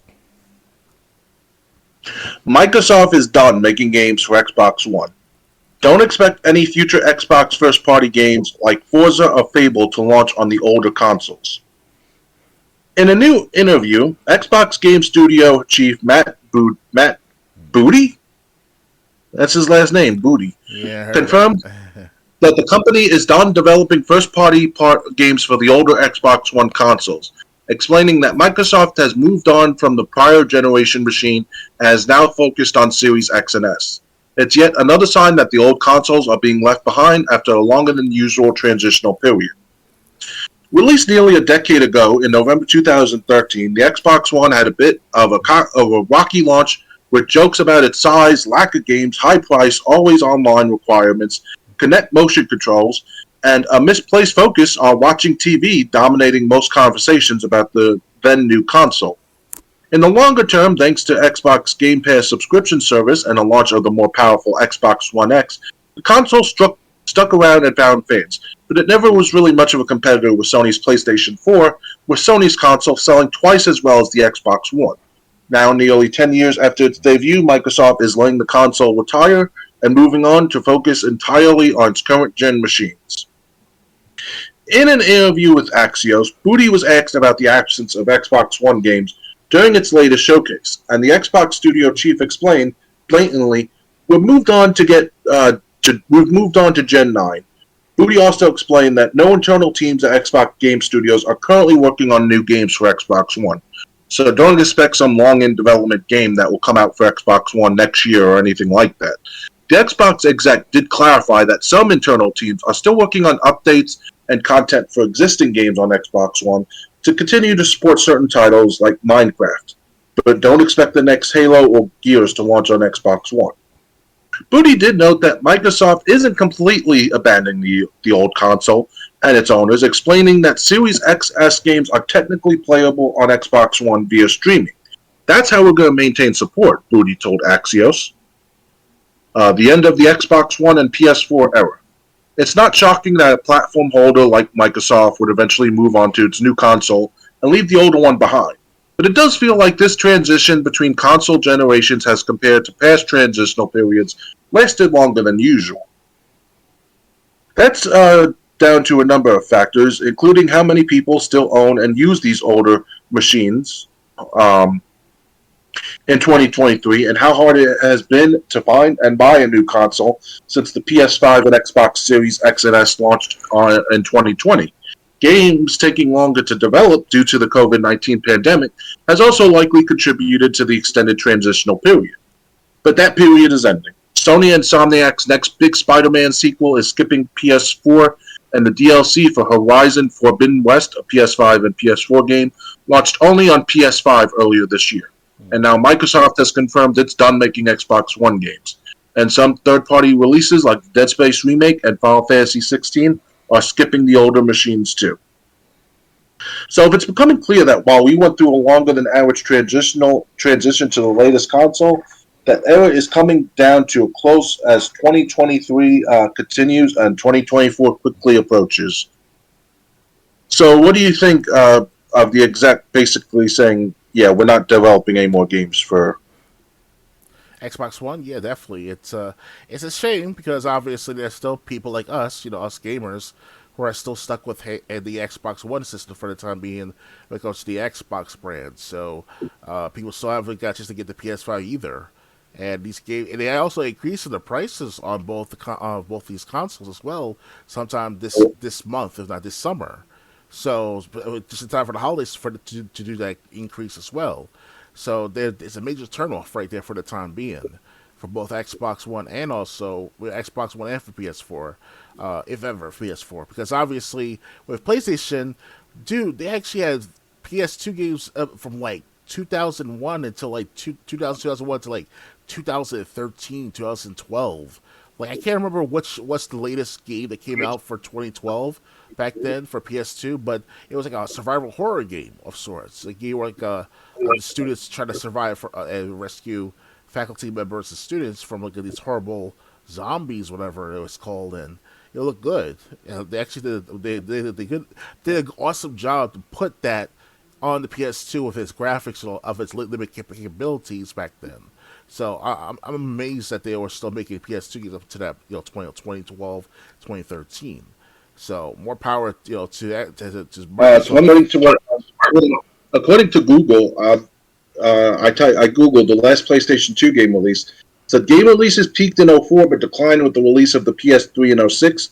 The last new games for the console were Final Fantasy XI, Seekers of Adeline in Asia, FIFA 14 in North America, and Pro Evolution Soccer 2014 in Europe.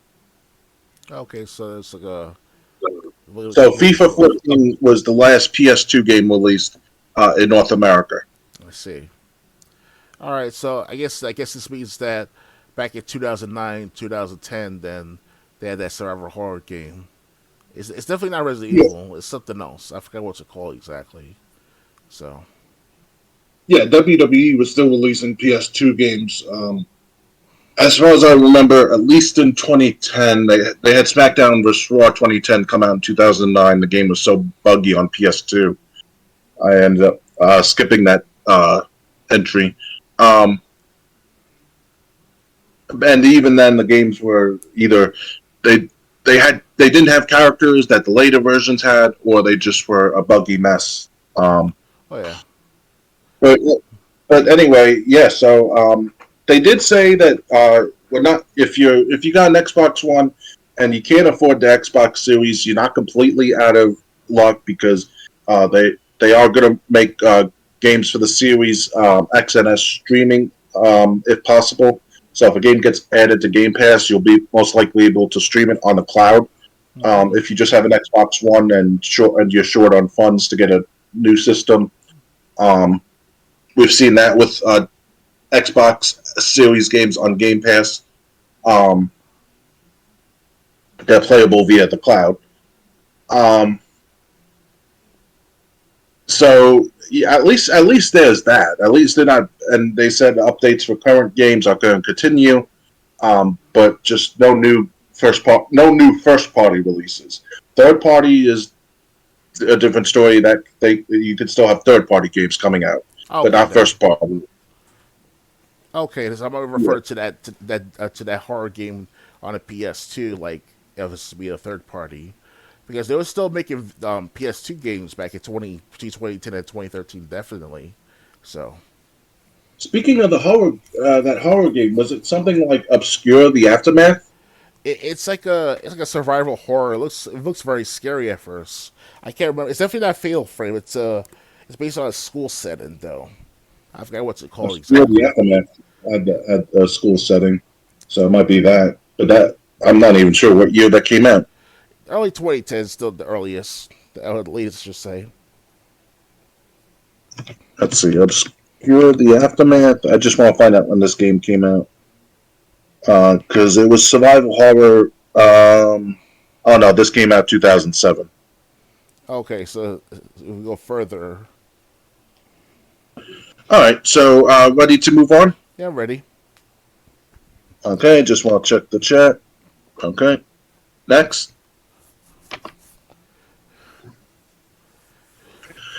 Game Boy Advance version of Fire Emblem hits Nintendo Switch Online next week. The next game coming to Nintendo Switch Online is Fire Emblem. More specifically, Nintendo has announced that the Game Boy Advance version of Fire Emblem, otherwise known as Fire Emblem: The Blazing Blade, is coming to a subscription service for all expansion pack subscribers next week on June 23rd.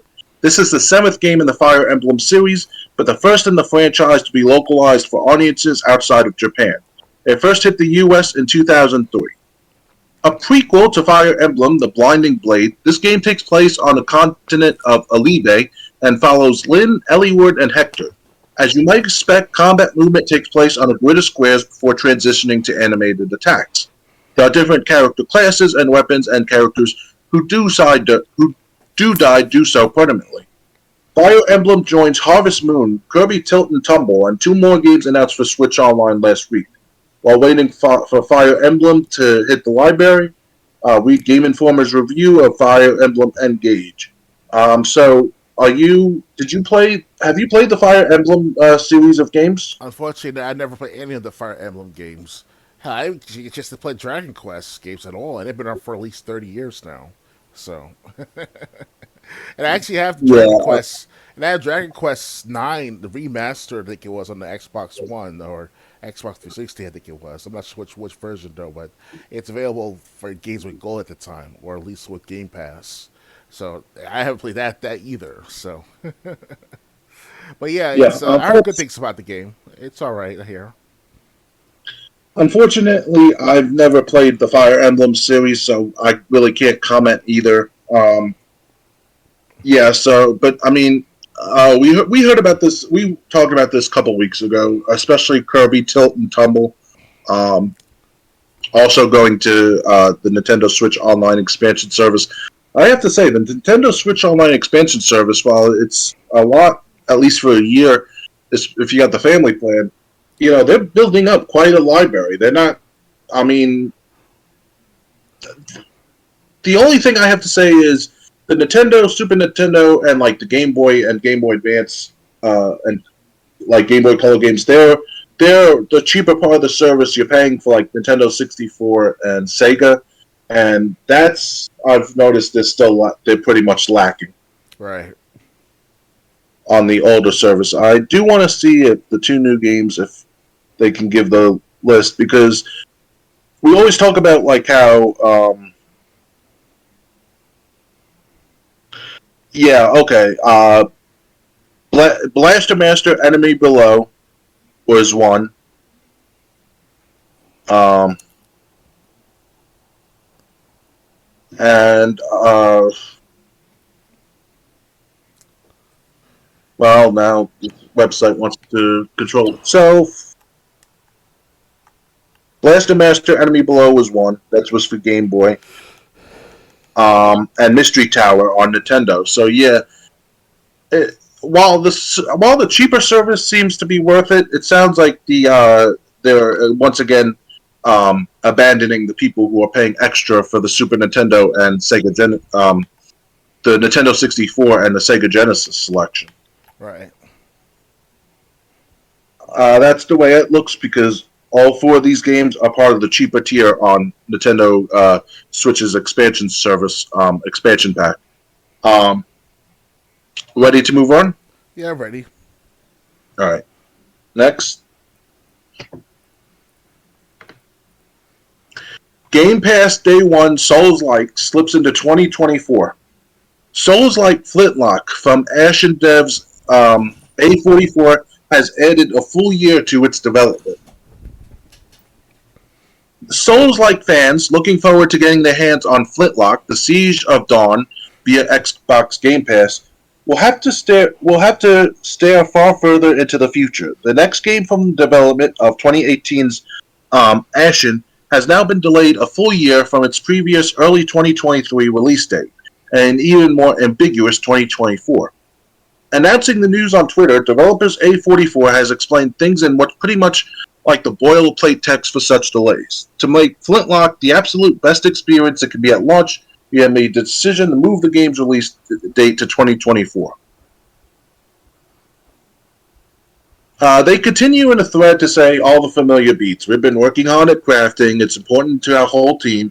The most impressive and unforgettable game it can be, and who can blame them? Such delays are, as Kotaku cannot repeat enough, a good thing. It sucks to have to wait an awful lot longer for a game you're excited to play, but it's always going to be better to play something, finished than rushed and buggy and unsatisfied. And you can imagine releasing an incomplete game to a scarier, more incessantly whining crowd than Souls-like fans. Love you. Ashen drew in its own controversy when its 2018 release saw it as part of the first wave of games tied exclusively to the Epic Game Store. 5 years later, the Epic Game Store is still an atrociously awful piece of software, but people are perhaps less overtly inconsistent with ear-streaming rage when a developer takes the massive wads of cash on offer from Epic. It's often the difference between getting to make another game or breaking up and going their separate ways. However, Flintlock is due to release simultaneously on Xbox Game Pass, PlayStation, Steam, and the Epic Game Store. Flintlock is a game about killing gods with the might of magic and gunpowder, an action RPG set in the fantastical city of Dawn. While a new release date as ambiguous as 2024 isn't exactly something you can put in your diary, the footage we've already seen is very promising. Here's hoping we get to see the game next year. So what do you think of this game being Flintlock being delayed? Were you anticipating it? Are you anticipating it now? I never heard of it until tonight, so until we just mentioned it, so I didn't look into that matter directly and fully. Yes, I hear. Yes, the showcase, of course, at Xbox was shown last month, obviously, a couple weeks ago. But I think I missed out on that specific trailer, so I didn't pay attention to that specific game yet. So sorry, I can't say much about it right this second. Yeah, so, I mean, it's for that last paragraph, killing gods with the might of magic and gunpowder, an action RPG, that's something I'd love to play, so, I'm definitely going to be interested in hearing more about when this game comes out. That's all I've really got to say. Are you ready to move on, or? Why is it called Souls-like? It's actually related to Dark Souls, no? Yeah, it's, what I think it means is, when it says Souls-like, it means it's a game like Dark Souls. Okay. Yeah, why not play this game, especially if it's like a spiritual sequel to Dark Souls 3, or if not, Elden Ring, if ever, you know? Yeah, it's not gonna be a sequel, but the gameplay is probably gonna be the same. So it's probably gonna be a game for challenging people who like challenging games. Also, Hmm. ready to move on? Yeah, I'm ready. All right, next.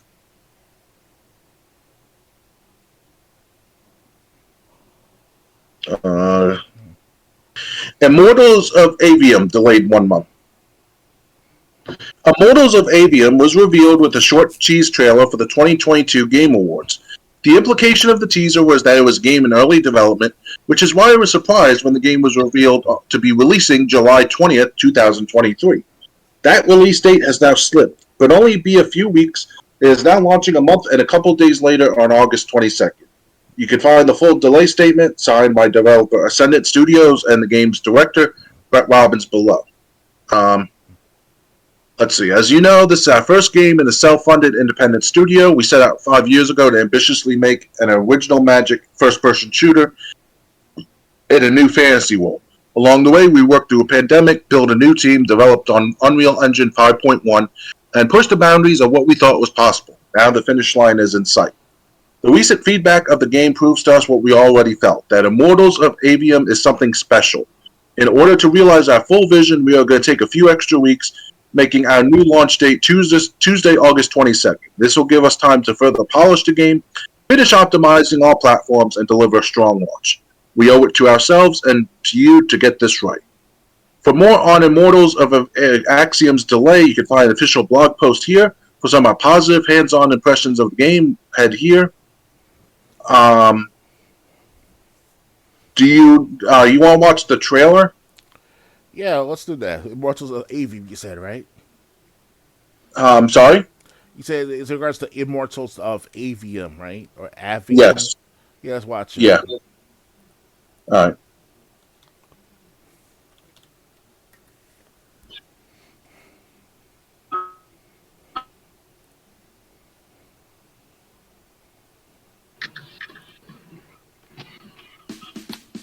With Fiverr, you can hire top-rated freelance experts in a variety of AI services. An Xbox. Thanks, Darren. Thank you. Sandrax literally pushed us to the edge. Everyone that can fight already is. And we're still losing.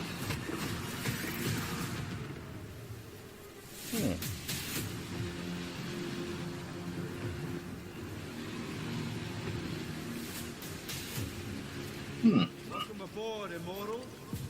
What's our bearing, sir? North by northeast, 5 knots. We'll catch him, sir.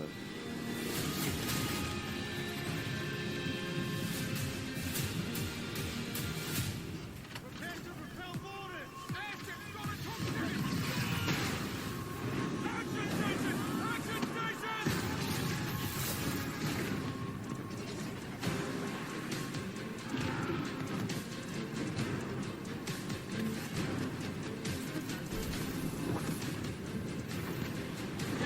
Get to the control room and protect Selco. Zendara and I will hold off the Rashanians down here. Got it. Gotta get to the control room.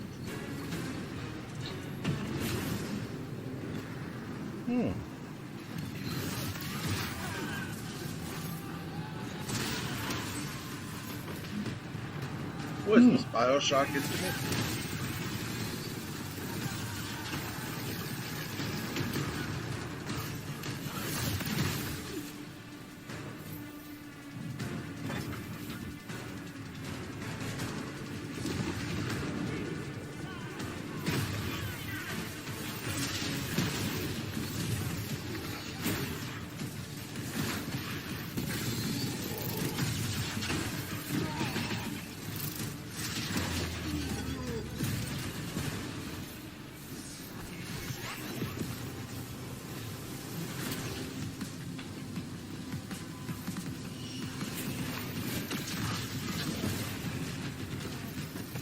I have a bullet storm gameplay style. See that? You're at a bullet store, right, Triple J? Kind of have a bullet store gameplay style. Yeah. You see that? You're at a bullet store, right, Triple J? Yep.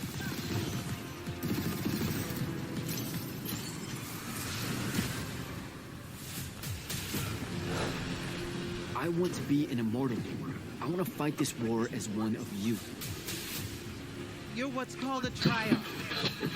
The Pentasod has gifted you with the ability to manifest all three colors of magic.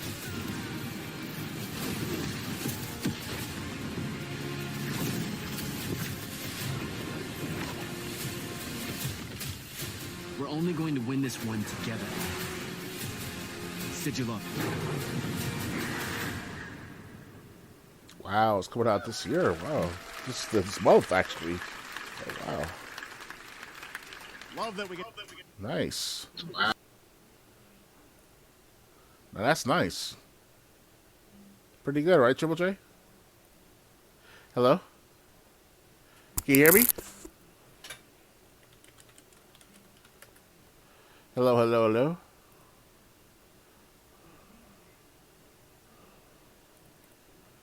Okay. See, they have technical difficulties, guys. Hold on. Hello, hello, hello? Desktop audio stopped working. That's not good. Let's see here.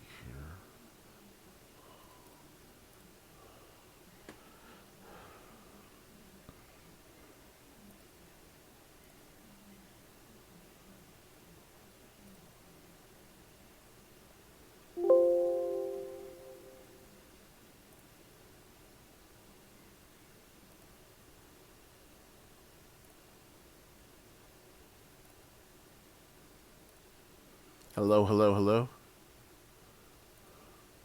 Hello. Mic check 1 2. Hello?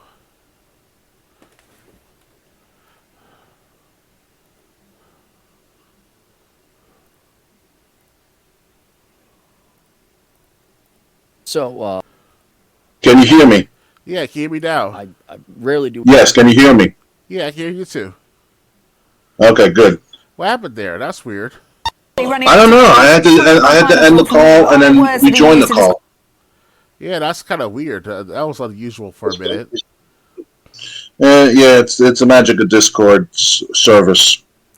Yeah, but I'm back, guys. Sorry about that. We're back. All right. So anyway, yeah, what they're it's like you said, it was like Bulletstorm's gameplay, but it also like was BioShock Infinite with the different vigors you can get to like burn enemies or electrocute enemies, which is what I saw. So I mean, it's all right. It looks fine. Are you interested in this game any more than you were, or? Yeah, I think it's all right. The game looks good. The visuals are good. Kind of reminds me of the Bulletstorm mixture of Bulletstorm meets Rage. Kind of matter if you ever played those games before back in 2010, 2011, 2012. Yeah. So, yeah, I'm impressed by the graphics, though. I have to say. Unfortunately, we're not going to see the actual visuals in its actualness until it's on the PS5, Xbox Series X and S. So it's let's see what's going to happen. This month. When it comes out, and hopefully it's available for cloud gaming on the Xbox One as well. Right. Yeah. So that's basically everything about that game. Ready to move on? Yeah, ready. All right. Next. All the Xbox Game Pass titles that left June 30th. 6 games have left the service yesterday. Microsoft has announced the latest list of Xbox Game Pass titles that will leave the subscription service on June 30th. This was confirmed in a recent Xbox news post, which also revealed the latest batch of titles coming to Game Pass in June and July. Notably, adventure game Road 96 will leave Game Pass at the end of the month. This game originally launched for Switch in 2021 and later came to other platforms the following year. Additionally, DJ Max Respect 5 Empire of Sin, Match Point, Tennis Championship, Oliha, and Omori will all leave Xbox Game Pass on June 30th, or did leave on June 30th. As always, Microsoft reminds subscribers they can save up to 20% on Game Pass titles, even the ones leaving the service at the end of the month. Players can use their membership to buy any of the titles featured on the service at a discount and keep them permanently.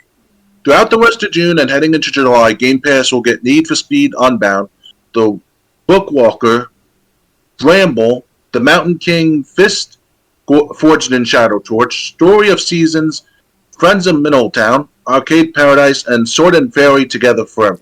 Below is a full game. Again, below the 6 games leaving this month. They're all leaving cloud, console, and PC. So DJ Max Respect 5, Empire Sin, Match Point Tennis Championships, Aliha, Omori, and Road 96 left yesterday. Are you going to miss any of these games? For the Xbox, what? Xbox Game Pass, right? Yes. To be honest with you, I didn't hear what you said because I was trying to fix my audio and we had problems like a minute or two ago. So you can tell what games are going to be leaving the Game Pass again? Yes. DJ Max Respect 5, Empire of Sin, Match Point Tennis Championships, Oliha, Omori, and Road 96. Omori looks like a good game to play. I should have played with that with you guys earlier today, but I was busy taking care of some of the Well, these games left yesterday. Yeah, I should have played with it yesterday. Technically speaking, yesterday. But, yeah, I'm not going to miss most of those. Maybe Empire of Sin. It looks like a good game to play at first, you know.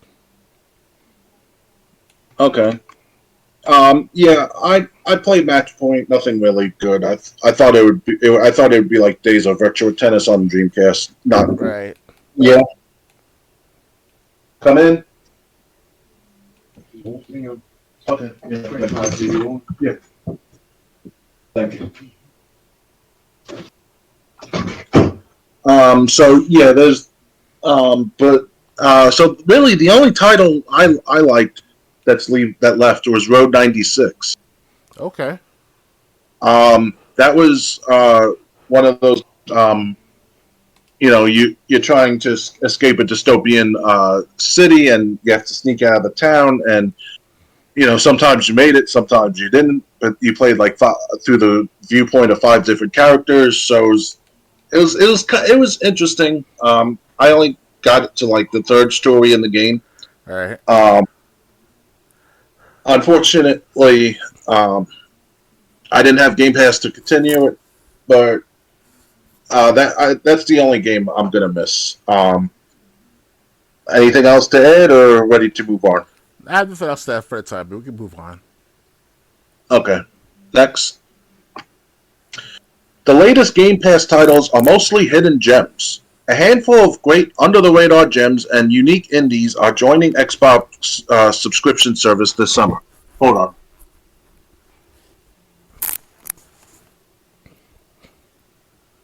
It's weird. I think this chair is affecting my back. That's not good. I mean, it hurts my back when I sit in it, but when I don't sit in it, I'm fine. All right. Xbox announced a new wave of subscription service Game Pass titles in a June 20th blog post, and it looks like late June and early July will be stocked with hidden gems. You can play one of them, Need for Speed Unbound, in just a few days on June 22nd. That game reinvigorates EA's nearly 20-year-old racing series with its colorful and unique art style and solid and responsive driving, Kotaku staff writer Zach Zwiesen writes in his 2022 review. Regardless of if Unbound becomes a big hit or not, it's a damn fine game with some great ideas that make every race more exciting and every upgrade feel more valuable. And it looks rad the whole time, too. Xbox Game Pass, end of June 2023. In addition to speeding around in Unbound this month, you can also expect to travel through books in the intriguing narrative adventure indie game The Bookwalker, and traverse a dark fairy tale in another indie, Sweden-based studio Dimforce's Bramble the Mountain King. Here's everything coming to Game Pass at the end of June. The Bookwalker, a narrative adventure in which you play as Etienne Quest, a writer turned thief with the ability to dive into books, coming to console and PC day one on June 22nd. Bramble, the Mountain King, a grim adventure set in a world inspired by dark Nordic fables. Traverse a wondrous landscape and survive deadly encounters with Bramble's many hidden creatures, available to play on cloud console and PC on June 27th. Fist, Forged in Shadow Torch. Enjoy a seamless adventure, a combat experience that has been well received by players, and dive into the dieselpunk world of Fist. Play on Cloud, Xbox Series, or PC June 27th. Story of Seasons, Friends of Mineral Care for crops, livestock, and more as your very own Story of Seasons unfold, available on console and PC June 29th. Xbox Game Pass, July 2023.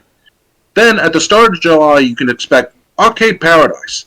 Play, profit, and purchase new arcade machines with over 35 to choose from to build your very own Arcade Paradise, arriving on console and PC July 3rd.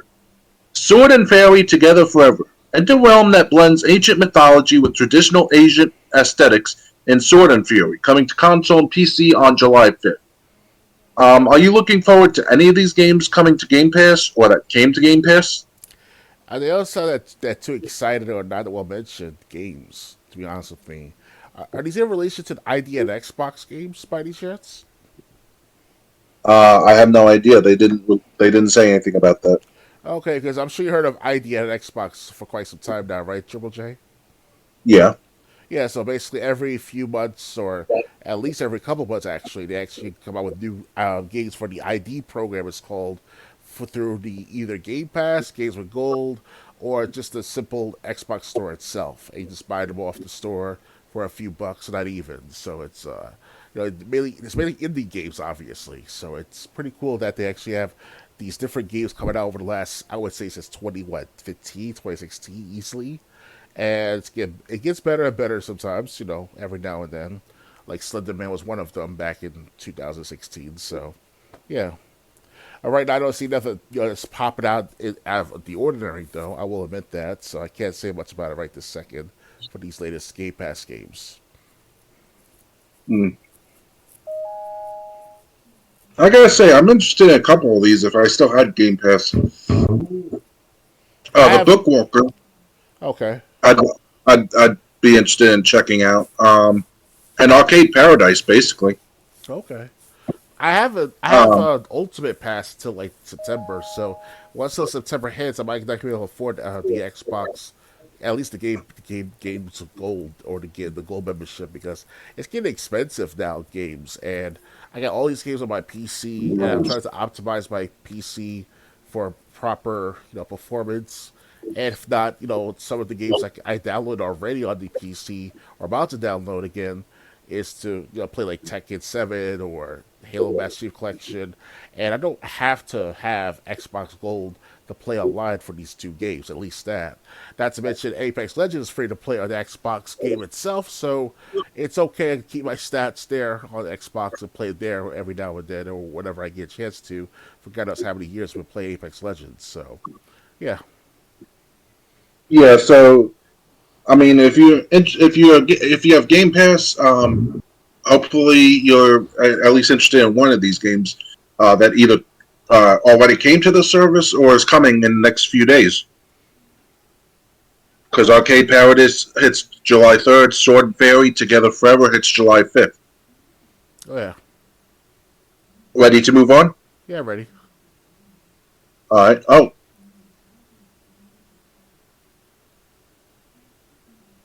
Someone in the chat said I need a new chair. Yeah, no kidding. He goes, audio check. Discord audio is doubled. Need new chair.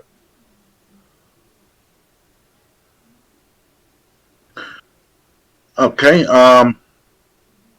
so I guess we'll move. I've already fixed the double audio. That's on my end, most likely. I got rid of the secondary audio. So. Okay. Yeah. All right. Nintendo is remaking Super Mario RPG. Super Mario RPG is the next game to get the remake treatment. Announced today during Nintendo's most recent Direct live stream, The game will be released on November 17, 2023. The new Super Mario RPG trailer shows a variety of cutscenes and gameplay, including looks at turn-based combat and traversing the world. Take a look below. The original Super Mario RPG was released for the Super Nintendo in 1996. Even as various other RPGs starring Mario have come out in the time since, many have clamored for a return to the Super Mario RPG series. While not an all-new game, a remake shows signs of life and will hopefully satisfy those fans. Have you played any of the Super Mario RPG games, or like Paper Mario, or any of the games that follow the Mario role-playing style gameplay? Yeah, when I was a kid, though, I was like not even like 10 years old yet, and I played this Super Mario RPG game on the Super Nintendo. It's a rare to see anyone with that game at the time, though, because it was expensive to get that game because it was outselling itself in a sense, that is. And I can only get my so many Super Nintendo games through my mom and all. So whoever had Super Mario Maker was the special kid, and they brought it to the summer camp of my school and such. Hold on, Sneaking Tooth in 50 in the chat room said it's still there. Let me try something on mine. Did that fix it? Might check what. I'm not sure if that fixed it or not. All right, Dr. Games 101, keep going. If he says something in the chat room, I'll stop you again. Yeah, sure. So yeah, I did, like, when I was a kid. I'm not even 10 years old. I played this, or at least played with a couple of guys in the classroom, because the school is set up to be the summer camp system. And in some of our classrooms, we have like one for arts and crafts, one for gaming, and we had a game room and all. And during that time, the middle of the summer of like 2000, no, it gotta be 1999, 98, if not 97. One of those years, we played Super Mario RPG, and it looked good. And I always wanted to play more of it, but unfortunately, I couldn't afford to at the time because, money reasons, and also I forgot about it over the years. And then all of a sudden, you hear a remake of Super Mario RPG this year. So now it's like, I don't have to get the Mario RPG that might cost like what, $300, $400 just to get a used copy. Well, not that much, but like $100 here and there. Like, that's something to just to buy easily, So it's kind of like, I lost my time or my money to opportunity to buy the original Super Nintendo version of Mario RPG. So,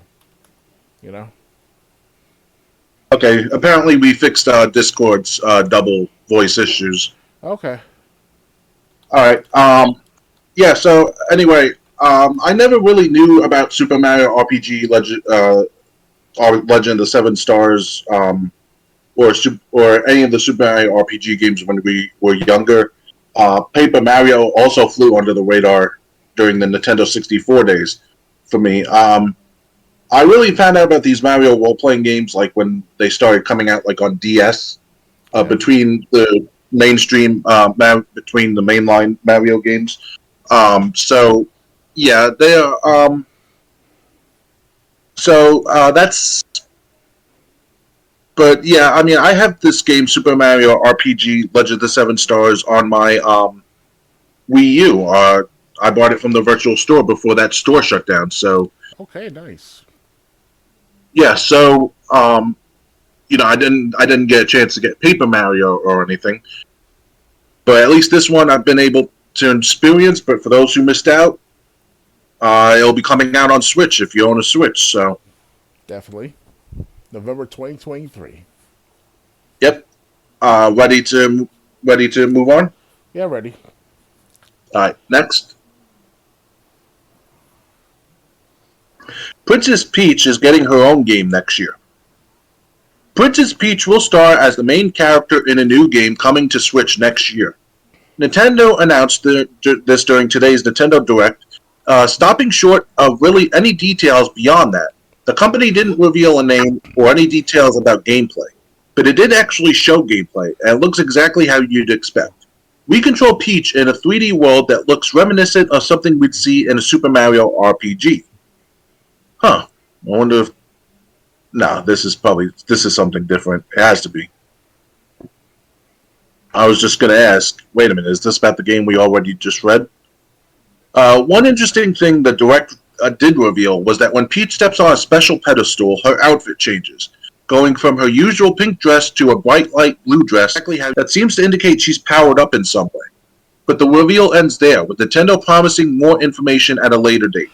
The last game to star Peach as the main character was 2005's Super Princess Peach for DS. So how do you feel about a game starring Princess Peach as the main character? First time in almost 20 years, definitely. It's going to be an interesting game to play. I've heard good things about the Princess Peach game back in 2005. So I saw the reviews, or at least some of the gameplay of it, some coverage of it back then. Not in the actual time of 2005, of course, but between that time and then like up until like 4 or 5 years ago, you see like occasional once in a blue moon videos about the Princess Peach game back in 2005. So it's pretty cool. You see that they finally concentrated more on Princess Peach this time.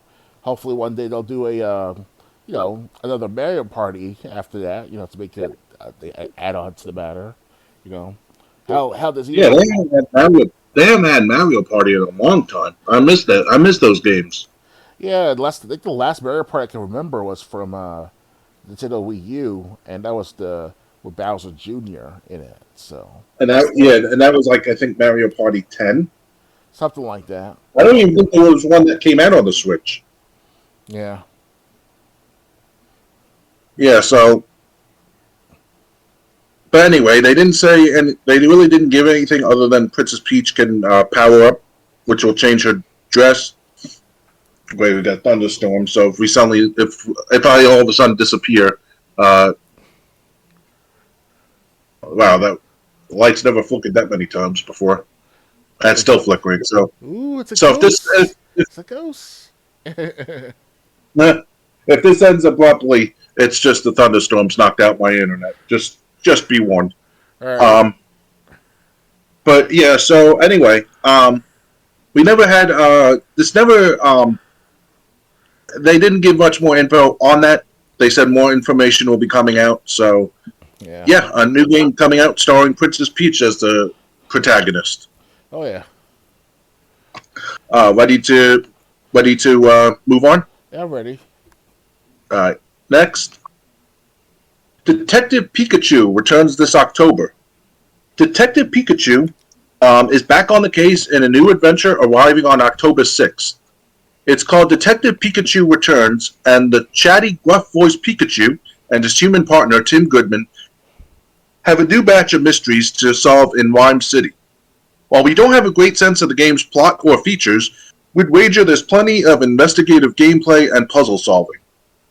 The first Detective Pikachu launched in 2016 for the 3DS and was adapted into a live-action film in 2019. We'll have to watch out to learn more about this follow-up in the upcoming weeks. Did you play the first Detective Pikachu game? I didn't even know that this series was a thing.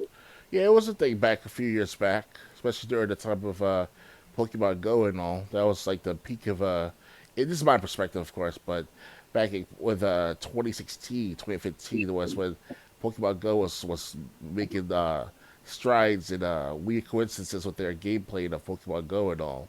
So Detective Pikachu obviously was an add-on to the series of Pokemon games, obviously. Plus, I think there was also supposed to be a movie back in a few years back called Detective Pikachu as well, or a special video of sorts. So, yeah, no, a live action film in 2019. Yeah, that's been 4 years now. Yeah, so, yay for Storms, love them. And just a couple comments from the chat room. It's about time that Peach got her own game. Well, her next new one. Yeah, it's been almost 18 years since the last one on DS. And yay for Storms. I love them. I love them too, except when they become inconvenient. But yeah, so Detective Pikachu had its movie like 4 years ago. And now we're getting a second game. So yeah, if you like the Detective Pikachu series, it's coming back. Ready to move on? Yeah, I'm ready. All right. Next. Persona 5 Tactica gets gameplay details in Switch showing. Persona 5 Tactica was announced recently through the Xbox Game Showcase, but details on gameplay were limited. Today's Nintendo Direct brought us a closer look at that game while highlighting the project's appearance on Switch consoles. In the game, the group from Persona 5 is pulled into a new world, where they join forces with a new character named Arena, who is fighting as a revolutionary against the prevailing power in that place. Gameplay allows for both up close and ranged attacks over the course of its turn-based tactics and counters, but you can also use personas to get your point across.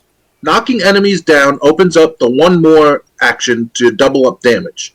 The game also encourages canny positioning choices, since surrounding your foes with 3 characters opens up the triple threat ability to deal big damage. Drawing from the capability seen in Persona 5, you can also fuse personas to create new ones. Persona 5 Tactica is coming to PlayStation and Xbox consoles as well as Switch on November 17th. I know we played. I think we played. We each played one Persona game that we talked about 2 weeks ago. Yeah, last month ago I played Persona 4 Golden Edition, or Golden is called. But this sounds different.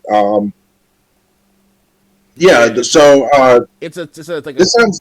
Yeah, it's different graphical type of continuation of Persona 5. You know, it's different. It's a different gameplay style in a sense. Tactica is like an RPG style. Last time I checked, so. Well, the normal Persona games were more like action adventure, open world type games. Something like that, yeah. But has to make sure RPG elements in it too. All right, so yeah, there's this is coming out. So if you're a big fan of Persona, the Tactica series, this will be coming out soon. Ready to move on? I just want to say too that Persona 5 has Persona 5, Persona 5 Royale, and Persona 5 Tactica is the newest one. So it's all tied in together somehow, some way. Last time I checked, so you know, it's a lot of Persona versions out there for just one particular Persona game. You know, so just to put that out there. Okay, and I just want to thank Sneaking Tooth 50 for following me on Twitch. Thank you for the follow. Mm-hmm. Ready to move on? Yeah, ready. All right. Next. Pikmin 4 has Night Expeditions, Glow Pikmin, and a demo out next week. Pikmin 4 is right around the corner, but that didn't stop Nintendo from flooding us with new information about the game during today's Nintendo Direct. From a new underground area to Night Expeditions to a new demo out next week, here's everything you need to know about Pikmin 4. The main draw in the newest game is the Pikmin series is Oachi, a dog-like companion that assists you and your Pikmin as you try to survive the cute and hostile alien world. In addition to helping out with lifting and pushing items, you and your Pikmin can ride him across land and water. You'll also be able to upgrade his abilities over time, increasing the amount of damage he does, the number of Pikmin he can carry, or the total weight of objects he can push. You'll need those upgraded abilities to explore Pikmin 4's new underground areas, which appear to be more heavily centered around contraption-based puzzles. With more treasures and new enemies, it's a lot less open than the above-ground portions, but should provide an interesting challenge. Finally, Pikmin 4 marks the first time in the series your explorer will be able to go on nighttime expeditions. Wild creatures are in frenzy, making them much more dangerous, but you'll have the help of the new Glow Pikmin, a species only out at night. Instead of throwing them one by one, you can focus them into one glowing energy ball to release all at once, doing huge amounts of damage.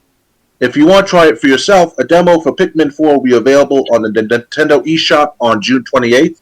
The full game will be released 1 month from today on July 21st. For more on the game, check out the recent trailer that reveals you can customize your Explorer or download Pikmin 1 and 2 on your Switch right now. So, I Again, Pikmin is a Nintendo series that I was never familiar with. Did you play any of the games in the series? I've been hearing that problem for the last 20 years, my friend. I never got a chance to get involved with it. It's been 20 years now since Pikmin 1 came out, back for Nintendo GameCube. And I've seen the commercials, I've seen the promos, I've seen the trailers. Not all of it, obviously, but the TV commercials were kind of cute at first. Then all of a sudden I saw a Pikmin 4 preview back earlier today. And these are these cute little animals that this big-nosed alien controls and shit. It was kind of cute and all, you know. It kind of like made me want to play it sometimes, you know. I'm not sure if it's good. It's good for my age, obviously, but you know, it looks wholesome. It looks like it's harmless and cute and shit. So it's kind of like whatever. I'll play with it one day if I get the Nintendo Switch, you know. And Right. now they introduced the first ever glow Pikmins. You know, it's you know, it looks very interactive and very interactive. You know, it looks good. You know, very, like I said, it's cute. It's fun looking. You know, this is wholesome. Why not play it? You know, if I get a chance. So that's all I gotta say about it. All right. Yeah, it looks like it's. I think that's why I always stayed away from it, because when it first came out, like in the GameCube days, we were already teenagers, so I guess that's why I stayed away from it. Never had a big interest in it, but I know it's been a big series. But I know it's been a big series for Nintendo ever since it came out. Yeah, I haven't had the system with Nintendo, so since then, since the 64, so been missing out a lot of good games for the last 20 years from Nintendo. Yep. Ready to move on? Yeah, I'm ready. All right. Next. Penny's Big Breakaway is the next game from the people that made Sonic Mania.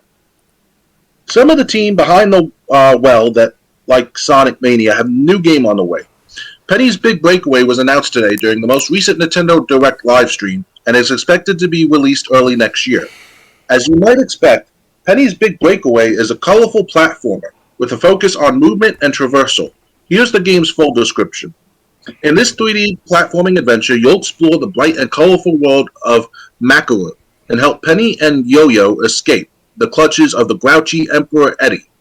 Perform stylish acrobatic tricks to avoid Eddie's massive horde of pushy penguins in story mode. Power up Yo-Yo to protect Penny, and put your speedrunning skills to the test in time attack mode to unlock special items and complete secret stages. You can check out the trailer below. Penny's Big Breakaway is being made by Evening Star Studio, founded in 2018. This is its first game as a company. You want to watch the trailer so we get a better idea of this game? Yeah, I never heard of it before until tonight, so let's watch it. All right. So I'm going to be starting the trailer.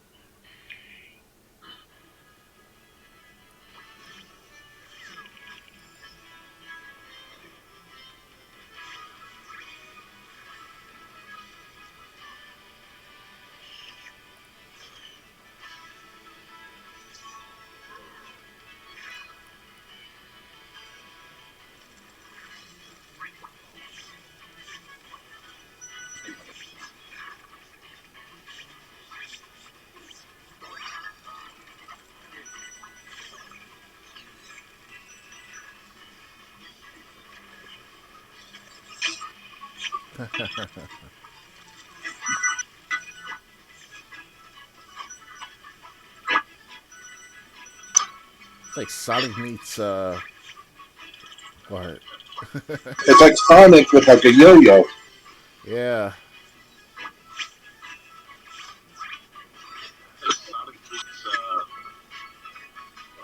It's like Sonic with like a yo-yo. Yeah.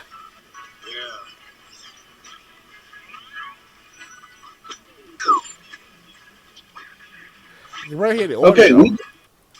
Huh? You can right hear the audio though. I was able to hear it, no problem. It's not far away though.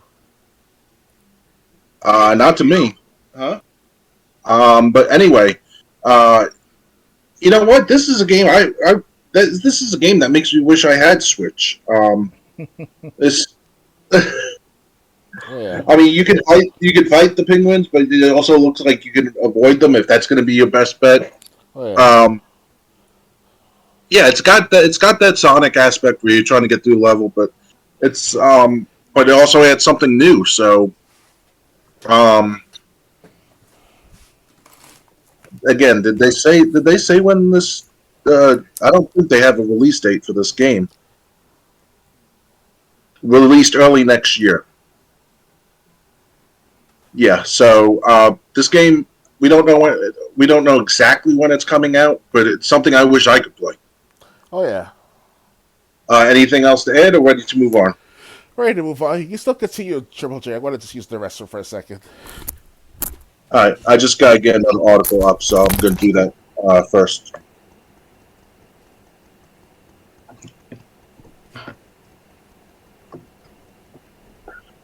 Just one moment.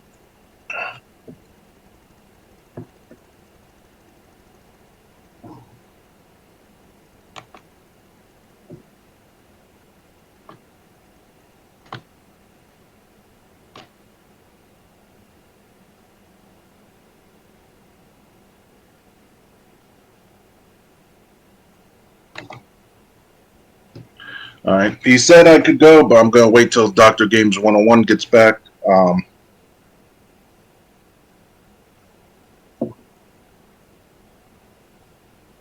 Let me see if I can play some music on my end while we wait.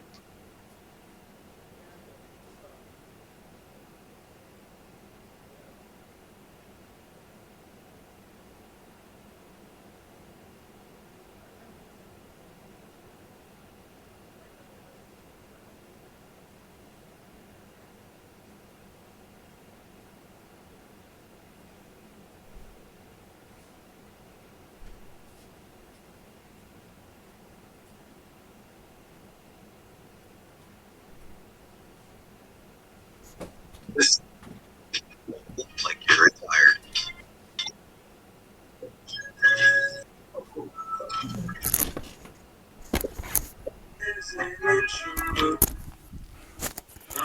All right, Triple J. You still continuing?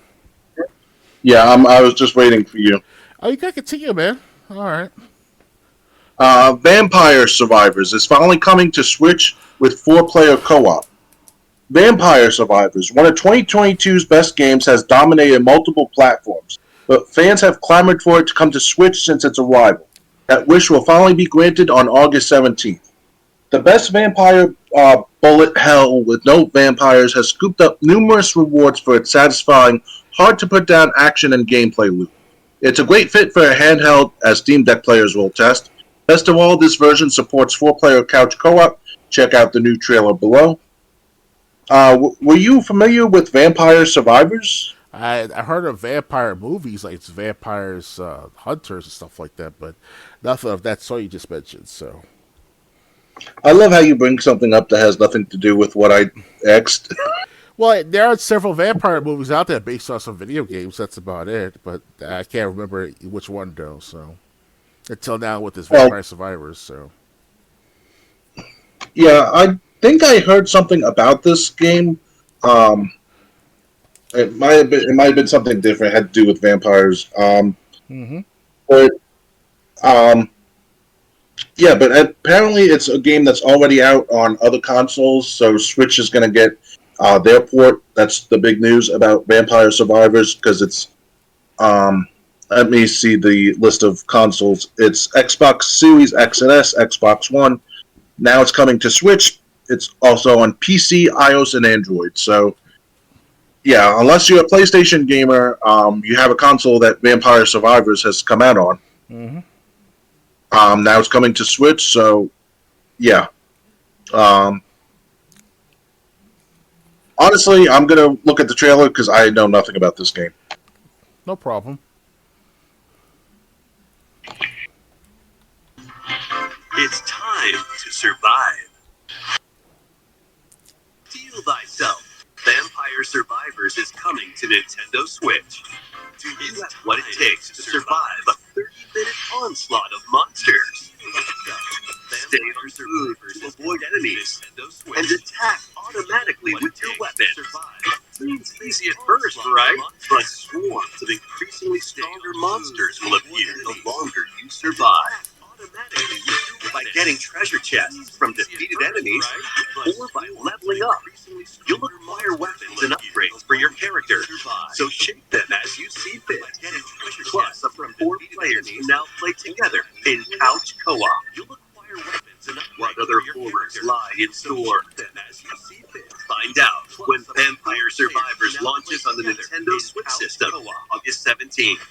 What other horrors lie in Okay, is this kind of game something that you would play, or? Vampire Survivors launches on the Nintendo Switch system, August 17th. Okay, is this kind of? Well, to be honest with myself, I'm not sure yet.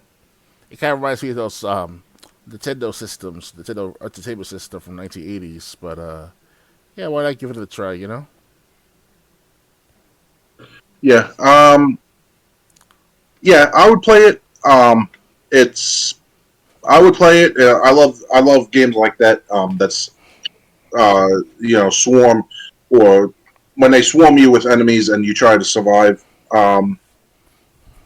So yeah. Speaking Tooth in chat room says it's all good. Are you using headphones? If not, then we're hearing the speakers instead of PC audio. That could be why we had the double text, because I'm not using a headset. Dr. Games 101, I think you were using a headset? Yes, I am. And a webcam at the same time for my microphone as well. All right. And Sneaking Tooth said, I love these type of games on my iPad when I go to bed. Would I pay? Would I pay if it were priced right? Yeah. I expect that's another. I'm glad he brought that up. Something like this I will pay for, maybe like $10, $15 maximum. If they were asking like a full 60 or a full 70 dollars. But yeah, this looks like something, if you got like 20 or if you got 20, 30, 40 minutes to kill, it's a nice it's a nice I guess distraction is the best word. Oh yeah. Ready to move on? Yeah, ready. All right. Next. WarioWare. Move It. Announced. Releasing this November. Nintendo has announced WarioWare. Move It. A new game in a long-running microgame series. The company revealed this today during Nintendo's Direct, highlighting the unique way players can use 2 Joy-Con and body movement to complete microgames.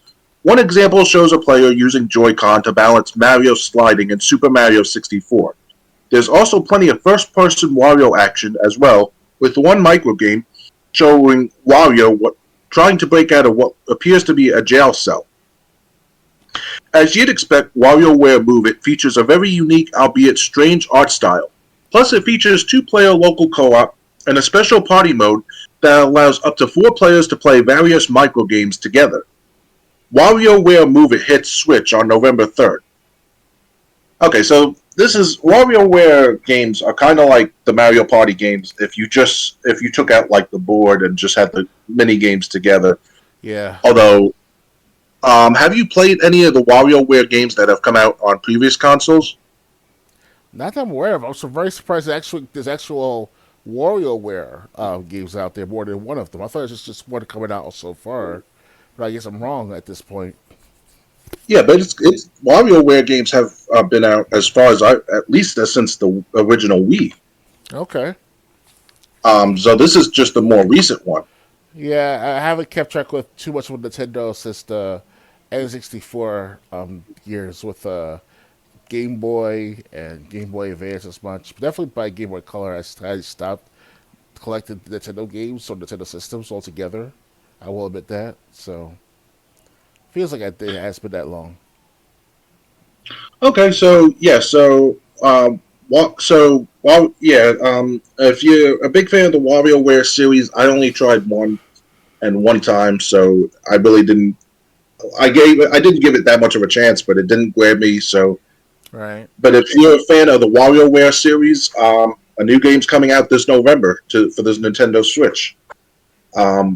Ready to move on? Yeah, ready. Just let me check the chat.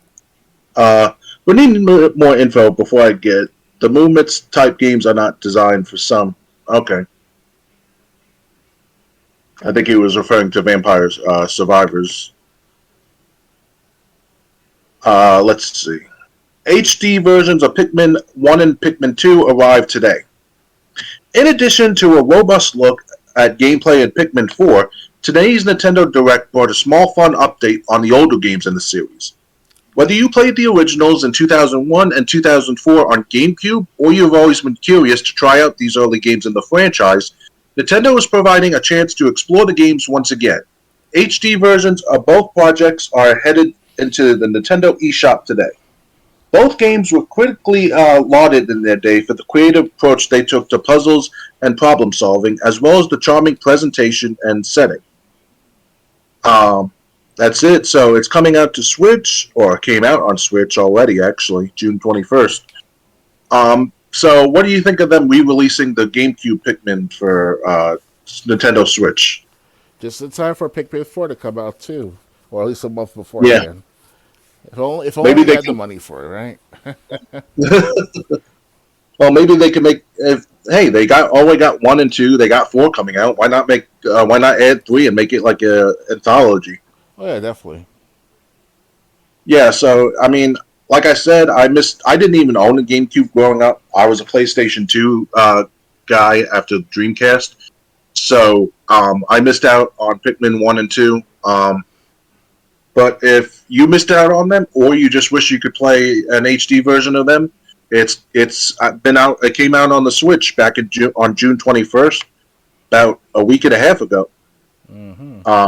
So Pikmin 1 and 2 HD has already come out. Sneaking Tooth 50 goes, no, the Wario game. Oh, the movements, the movement type games are not designed. Yeah, I understand what he's saying now. That's probably what turned me off in the WarioWare game I tried. Sometimes the movements aren't just. It doesn't. It's not as. It's the games aren't meant. The games aren't meant for everyone. They don't appeal to everyone like, say, the games in a Mario Party game would. But anyway, ready to move on? Yeah, let's do this. All right. Next, and this one I'm excited about for Switch fans. Oh, yeah. Batman Arkham Trilogy hits Switch this fall. Nintendo and Rocksteady have revealed Batman Arkham Trilogy, a new trilogy collection that brings Arkham Asylum, Arkham City, and Arkham Knight to Switch later this year. Funny, no Arkham Origins. More specifically, the Arkham Trilogy is due out this fall and promises to allow players to experience the definitive versions of Rocksteady's Arkham Trilogy games. This trilogy also includes all post-launch content, including DLC expansions, suits, Batmobiles, and more. All 3 of these games have been available elsewhere for years, but this trilogy marks the first time Switch players can play through all 3 games. Unfortunately, this trilogy does not include the pretty great Batman Arkham Origins, which wasn't developed by Rocksteady. It was developed by Gotham Knights developer WB Games Montreal. That's why. However, the 3 games in this trilogy are still great, so it's still a good get for the Switch platform. You have returned. Did you have returned to Arkham for the Xbox One? Dr. Games 1? I have the Arkham double pack where I play Arkham Asylum and Arkham City. That's about it. I got it for about $40, maybe $50 the most. A few years back. Yeah, which is great. Mm-hmm. Yeah, so I played Batman Arkham. I completed the story in Arkham Asylum, Arkham City. I'm still on Arkham Knight. Okay. Yeah, so these games are great. Like I said, and I'm glad because on Wii U, the only Batman game that I know that came out was Arkham City, and especially you got when Arkham City comes out, you got to wonder if it's going to have all the content, because if it doesn't have all the content, Catwoman was an extra, and her missions were an extra when Arkham City originally came out. So, if you get this trilogy, you're going to get the Catwoman missions in Arkham City. You're also going to get Harley Quinn's Revenge, which was not that good. in my opinion. I know Alpha Omega Sin has he shared the same opinion when that first came out. But yeah, so if you got a Switch and you haven't played the Batman Arkham games, you're missing out. Definitely get this collection when it comes out. It just has a release date of 2023, but yeah, I think I'm a big fan of these games. Even Arkham Origins, which was a little bit, it was like a little too far back in the series for me. I see. Yeah, so that's all I have to say. Ready to move on? Okay, let's move on. All right. Next, Super Mario Bros. Wonder is the next 2D Mario platformer. Today's Nintendo Direct ended with the reveal of a new 2D Mario game called Super Mario Bros. Wonder. Before you ask, this is not a new Super Mario Bros. This brand new adventure sports a revamped art style and more expressive characters and turns the familiar foursome of Mario, Luigi, Peach, and Toad in addition to Daisy and Yoshi. The 2D worlds sport trippy features caused by a new power-up called the Wonder Flower. This transforms the world and gameplay in unexpected ways. Pipes come to life, Mario can stretch his body to absurd lengths, and hordes of stampeding rhinos can appear, among other wacky effects. The biggest gasp came from a new power-up that transformed Mario into an elephant. Yes, you read that right. Mario's an elephant now, and it looks delightfully ridiculous. Super Mario Bros. Wonders looks like a trip, and it launches on October 20th. I'm gonna play this trailer because it says it's not a new game, so I just wonder if it's a level. I just wonder if it's like a collection of levels with All right. with a new power up that can basically change the whole game. Of characters. Yeah, this looks like one of the games on Wii U or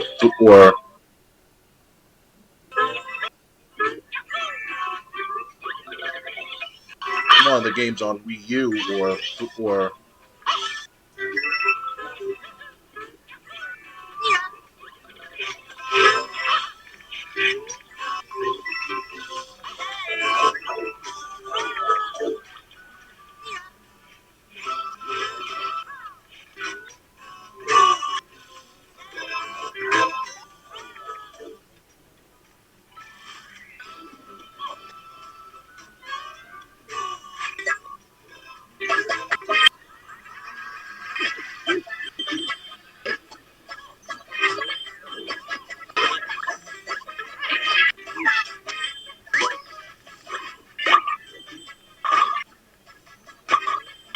That's pretty cool.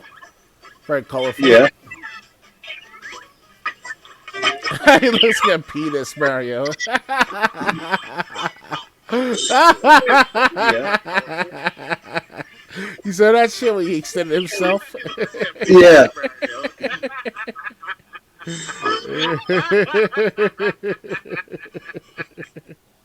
All right. Yeah.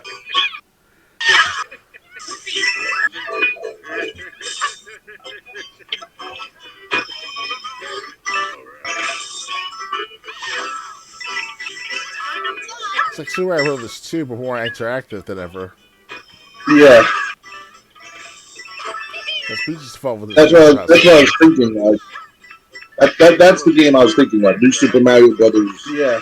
U2 or New Super Mario Brothers 2. That's the latest one that came out. Mm-hmm. I was thinking of New Super Mario Brothers U2 or New Super Mario Brothers 2. The latest one that came out. Okay, I was hoping to see Mario become an elephant. But oh wait, there's more. Just 10 seconds left. Okay, now we've seen it. Well then. But, oh wait, there's more. Just 10 seconds left. Okay, now we've seen it. Yeah. So, what do you think of this Mario game? Looks very interactive, very colorful, and looks stunning in my perspective. It looks way better than Super Mario Brothers World at times. Yeah, it looks very good. Taylor always doing a good job with the Mario games. Yeah. So, like I said, I've played New Super Mario Brothers U on the Wii U. I played Super Mario 3D World. I'm actually just getting enough stars to get to the final castle in that game. But New Super Mario Brothers 2, I think, was on the Switch, and this looks like it's that game or that game style, but with a bunch of brand new ways to change up the game. Mm-hmm. Looks interesting. Wish I had a Switch. It comes out October 20th, 2023. Nice. Ready to move on? Yeah, we can move on. All right. Next. Tears of the Kingdom Zelda and Ganondorf amiibo figures coming this year. When The Legend of Zelda Tears of the Kingdom arrived on May 12th, its launch was accompanied by an amiibo of Link. But Link was far from the only star of Nintendo's most popular game of 2023. During today's Nintendo Direct, the company announced the two other stars, Zelda and Ganondorf, are also set to receive amiibo figures. While the Tears of the Kingdom Link amiibo is somewhat disappointing in its functionality, mostly the same as its Breath of the Wild counterpart, it provides special fabric for Link's paraglider. It appears as though fans should expect similar functionality from the upcoming Zelda and Ganondorf amiibo figures, as the press release promises valuable in-game items as well as special fabric for the paraglider. The Tears of the Kingdom Zelda and Ganondorf amiibo figures arrive later this holiday season. For more one on each amiibo in the Legend of Zelda series does within the Legend of Zelda Tears of the Kingdom, check out our amiibo guide here. For a funny take on the poses, Game Informer's Kyle Hillard visits the Tears of the Kingdom's Kingdom Link took instead. Head here. So what do you think of the new Zelda game getting more amiibos? I thought amiibos were done after the Wii U, to be honest. Well, Tears of the Kingdom came out back over a month and a half ago, right? So, yeah, why not? Well, no, Tears of the Kingdom came out this past May. Yeah, over a month and a half ago, I said. Yeah, a month and a half. Okay, I thought you said year and a half. No. Month, year? What? Come on, Triple J. You're scaring me, man. You're not the only one. I like to go Joe Biden too at times, you know. I'm not that bad yet. Yeah, hopefully the next 30, 40 years from now we'll be like turn out to be like Joe Biden and just be like slurring speeches and standing still and wonder where to go off stage.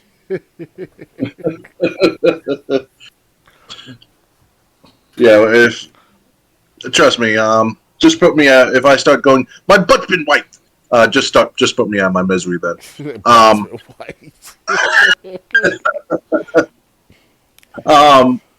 Well, it's better. Yeah, It's better than Reggie saying my body's ready. You know, Reggie from Super Nintendo for the Nintendo of America, the president, Reggie. He said my body's ready back in the Wii demonstrations. I do not remember that. He says my body's ready. Okay. That's weird. It's their Nintendo the Wii Fit platform. Oh, that's why. Yeah.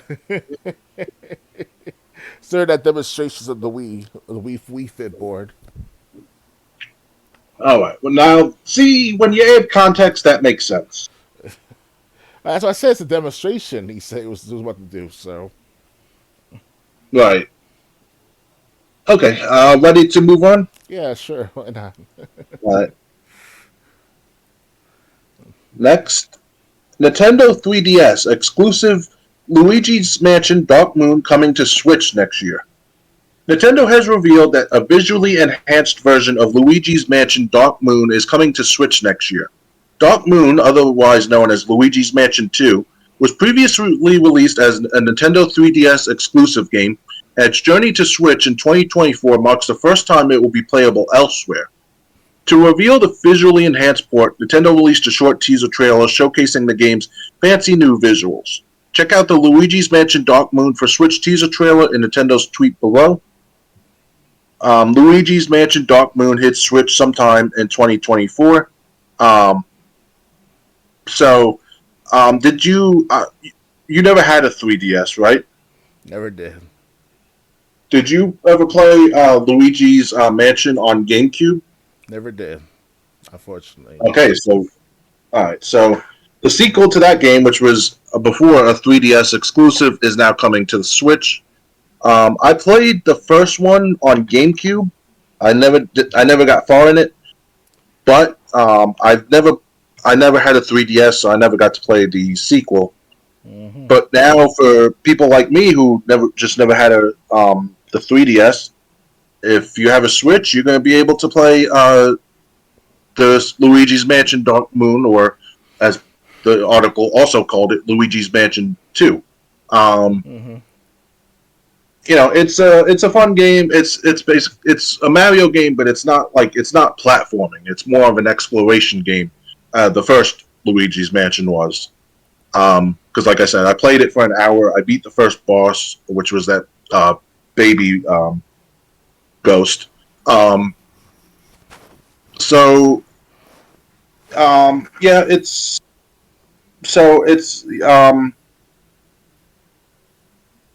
that's all really I remember. So, like I said, I really don't have much to say with not having played the sequel. Say it with me. It was an interesting revelation in the Mario series, because back in when Luigi's Mansion came out, people thought they were going to see the next Mario in a survivor horror of some sort, but then they put the player 2, Luigi, as the main character. So that's a ballsy move right there by Nintendo to do that. Yeah, but people loved Luigi's Mansion on GameCube, and honestly, this is the first Luigi game that to his own since Mario's Missing, which was an educational game. Right. So, it's kind of like we've never really had Luigi have his own adventure, unless it was like a spin-off or something. Yeah. And so now the sequel, that if you never played it on 3DS and you have a Switch, it's coming. And that's all we have to say. Ready to move on? Hello? Oh, here? Yeah. Okay. All right, next. Star Ocean, the Second Story remake announced. Star Ocean, the Second Story, is getting an HD 2D overhaul that slaps the letter R at the end of the title, a road to the fact that it's a nod to the fact that it's a remake. The game first launched for PlayStation in 1999 in the United States, and stars protagonist Claude, a human Federation officer, and Rena, a mystically powered girl who players choose to control in separate campaigns. The game heavily emphasizes decision-making, as your choices determine which many playable allies you meet along the way join your party. This enhanced remake includes a modernized version of the game's real-time combat. Players can now stun enemies with chain attacks. Another cool addition is that party members not in combat can still lend a hand by executing assist-style follow-up attacks. Star Ocean, the Second Story R, launches November 2nd for PS5, PS4, Switch, and PC. Did you ever... I don't know much about the Star Ocean games. I haven't heard of it either. So should I play the trailer? The announcement trailer? Yeah, let's try to... We played trailer after trailer for quite some time, and I think it's best to continue forward. Alright, so yeah, it's coming out this November. Let's see, another cool addition is party members not in combat can still lend a hand. Okay, so yeah, if you're a big fan of the Star Ocean series, it's getting a sequel in November. Ready to move on? Oh yeah, ready. Alright, next. Mario Kart 8 Deluxe Wave 5 DLC includes brand new course and 3 returning characters. Mario Kart 8 Deluxe is speeding closer to the end of its 6 waves of Booster Course Pass DLC, which is set to wrap up before the end of this year. During today's Nintendo Direct, we got our first details on Wave 5 of the Booster Course Pass DLC, which is set to hit within the next couple of months. Booster Course Pass Wave 5 will feature an all-new course in the bathroom themed Squeaky Clean Sprint, as well as 3 new characters. P.P. Piranha, who made his debut in Mario Kart Double Dash, Wiggler, who debuted in Mario Kart 7, and Kamek, who appears in Mario Kart Tour and was a character in Mario Kart 64 before being replaced by Donkey Kong in the retail version. Wow. All set to join the roster of playable characters in this wave of DLC. 7 more courses will join the pack as well. We have no indication of which tracks those will be just yet. You can see the announcement trailer below. Wave 5 of the Mario Kart 8 Deluxe Booster Course Pass arrives this summer. The Booster Course Pass is included as part of the Nintendo Switch Online Expansion Pack subscription plan, or you can buy the DLC pack itself for $25. I have to say I'm a little jealous because Mario Kart 8 came out on the Wii U first, and they almost did nothing with that.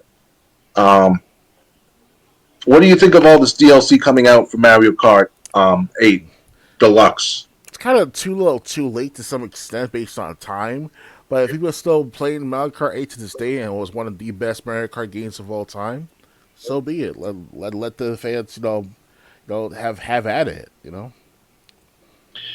Yeah, I mean, but like if you had a Switch, would you be able to afford all this DLC, or would you have to? I can't afford everything, my friend. I just can't. It's so much going on for the last several years now with gaming. It's like it's hard to keep up lately with all this stuff going on. And thank goodness that we have our podcast here to determine it all every so often. But we need like some sort of steadfast in the gaming trend, because obviously it is pumping games out like there's no tomorrow, and it's like quantity is good over quality sometimes, but not every single time. So yeah, I agree. So I mean, but if you're Mario Kart, if you're someone who still plays Mario Kart 8, it's still coming up, and the 6-pack will not be far behind if it's coming before the end of this year. So, ready to move on? Yeah, let's move on. All right. Next, Metal Gear Solid Master Collection Volume 1 heads to Switch, launches in October. Today's Nintendo Direct revealed that Metal Gear Solid Master Collection Volume 1, the enhanced bundle of classic Metal Gear games previously announced in the PlayStation Showcase, is also headed to Switch. We also have a better idea of what it entails, including a release date. Arriving on October 24th, this package is headlined by its HD remasters of Metal Gear Solid, including the VR special missions, Metal Gear Solid 2, Sons of Liberty, and Metal Gear Solid 3, Snake Eater. However, it also includes Metal Gear, both the NES and MSX versions, Snake's Revenge, and Metal Gear 2 Solid Snake. Bonus content includes strategy guides for each game, the Metal Gear Solid 1 and 2 digital graphic novels, screenplay and master books, and a digital soundtrack. Metal Gear Solid Master Collection Volume 1 is headed to PlayStation 5, Xbox Series, Switch, and PC. We talked about this on the PlayStation Showcase 2 weeks ago. Now it just looks like it's coming to Switch, and they said Xbox Series. Wow! What do you think of this Metal Gear collection? Are you wishing you had like a next gen system or a current gen to? I would say this though, it's a must have in today's world if you're like you miss out as a full time Metal Gear Solid fan, because I only played up since Metal Gear Solid 1, and up until now I'm just started playing Metal Gear Solid 4 as of this year or late last year or so. It's kind of like a good catch up for some diehard fan that just started out with Metal Gear Solid 5 and all. I can understand their frustration of not playing all those previous games that were available, but they were too expensive to buy off the market online and stuff. So now with the Nintendo Switch and the Xbox Series, hopefully it doesn't cost more than like $50-$60, resell it. Maybe 70, because you get, especially if especially if you're getting with all this bonus content. Like they said, strategy guides for each game, the Metal Gear Solid graphic novels, screenplay, and master books and digital soundtrack. So, So I wouldn't be surprised if this collection's like $100. oh yeah, so much to buy, so little time. So much to play, so little time. Yeah. And I was aware of Metal Gear and Snake's Revenge. I didn't know there was a Metal Gear 2 Solid Snake. Mm-hmm. One that must have been like a MSX exclusive.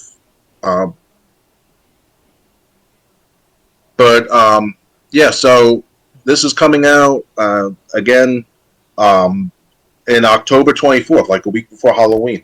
Mm-hmm. Ready to move on? Yeah, let's do it. All right. Bethesda's Indiana Jones game will be exclusive to Xbox and PC. Bethesda's Indiana Jones game, which is currently developed by Wolfenstein developer Machine Games, will be exclusive to Xbox. This news comes from an ongoing court trial between the Federal Trade Commission and Xbox and Activision Blizzard, which Microsoft is trying to acquire, happening today, which is where Bethesda's head of publishing, Pete Hines, revealed the game will be a console exclusive on Xbox, as reported by IGN. Like Xbox's other first-party releases, Machine Games' Indiana Jones will also come to PC. However, Hines also revealed that Disney and Bethesda parent company, ZeniMax, originally signed an agreement that this Indiana Jones game would be multi-platform, meaning it likely also release on PlayStation. Hines say after Microsoft acquired ZeniMax in 2020, the agreement with Disney was amended to transition the Indiana Jones game away from a multi-platform release and instead into one that will release exclusively on Xbox and PC. Today's court trial also revealed that Xbox head Phil Spencer told Hines that Bethesda should look at title exclusivity on a case-by-case basis. IGN reports, as for why Indiana Jones was transitioned into an exclusive, Hines cited reducing risk and trying to get a degree of clarity. You're dealing with a licensor who is giving a ton of feedback on what you're making, is going to add a ton of time to your scheduling, these agreements. You don't get to take as long as you want. You have a window of time in which you're going to release a game. You immediately have a clock that's ticking on you, Hines said, according to IGN. Bethesda revealed that Machine Games' Indiana Jones game back in 2021 with the short teaser trailer, and that was the last we've seen of it. However, Bethesda head Todd Howard says he first pitched the Indiana Jones game way back in 2009. There's still no release window for the game today. How do you feel about Indiana Jones games on Xbox?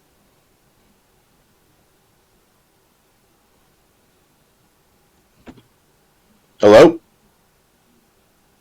Oh, sorry. Excuse me. I kind of half slept for a second. Sorry about that, guys. We've been at this for almost 3 hours now, and yeah, we can leave the rest for next time if you want.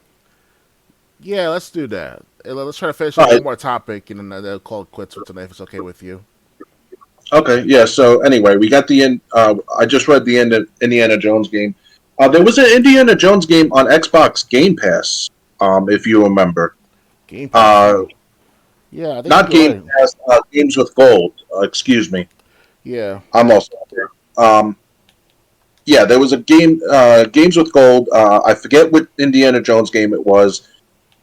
I played it like last weekend. It wasn't really that good. I got stuck pretty in the beginning. Is there any Indiana Jones games that you like, past or previous? To be honest with myself, though, I hear bad things about most of the Indiana Jones video games over the last several years, if not decades. And the one that came out from the Nintendo 64 didn't do so well. The one for the Xbox, that was awesome. And one for the Xbox original. That's like legendary. Yeah.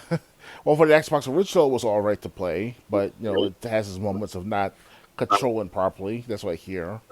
I haven't played the game yet, Emperor's Tomb, but it's to what to what it says on the game itself. So.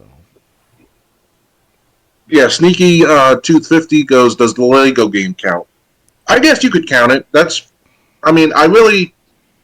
Lego games are kind of different, but that's the only really Indiana Jones game I've enjoyed playing was the Indiana Jones Lego games.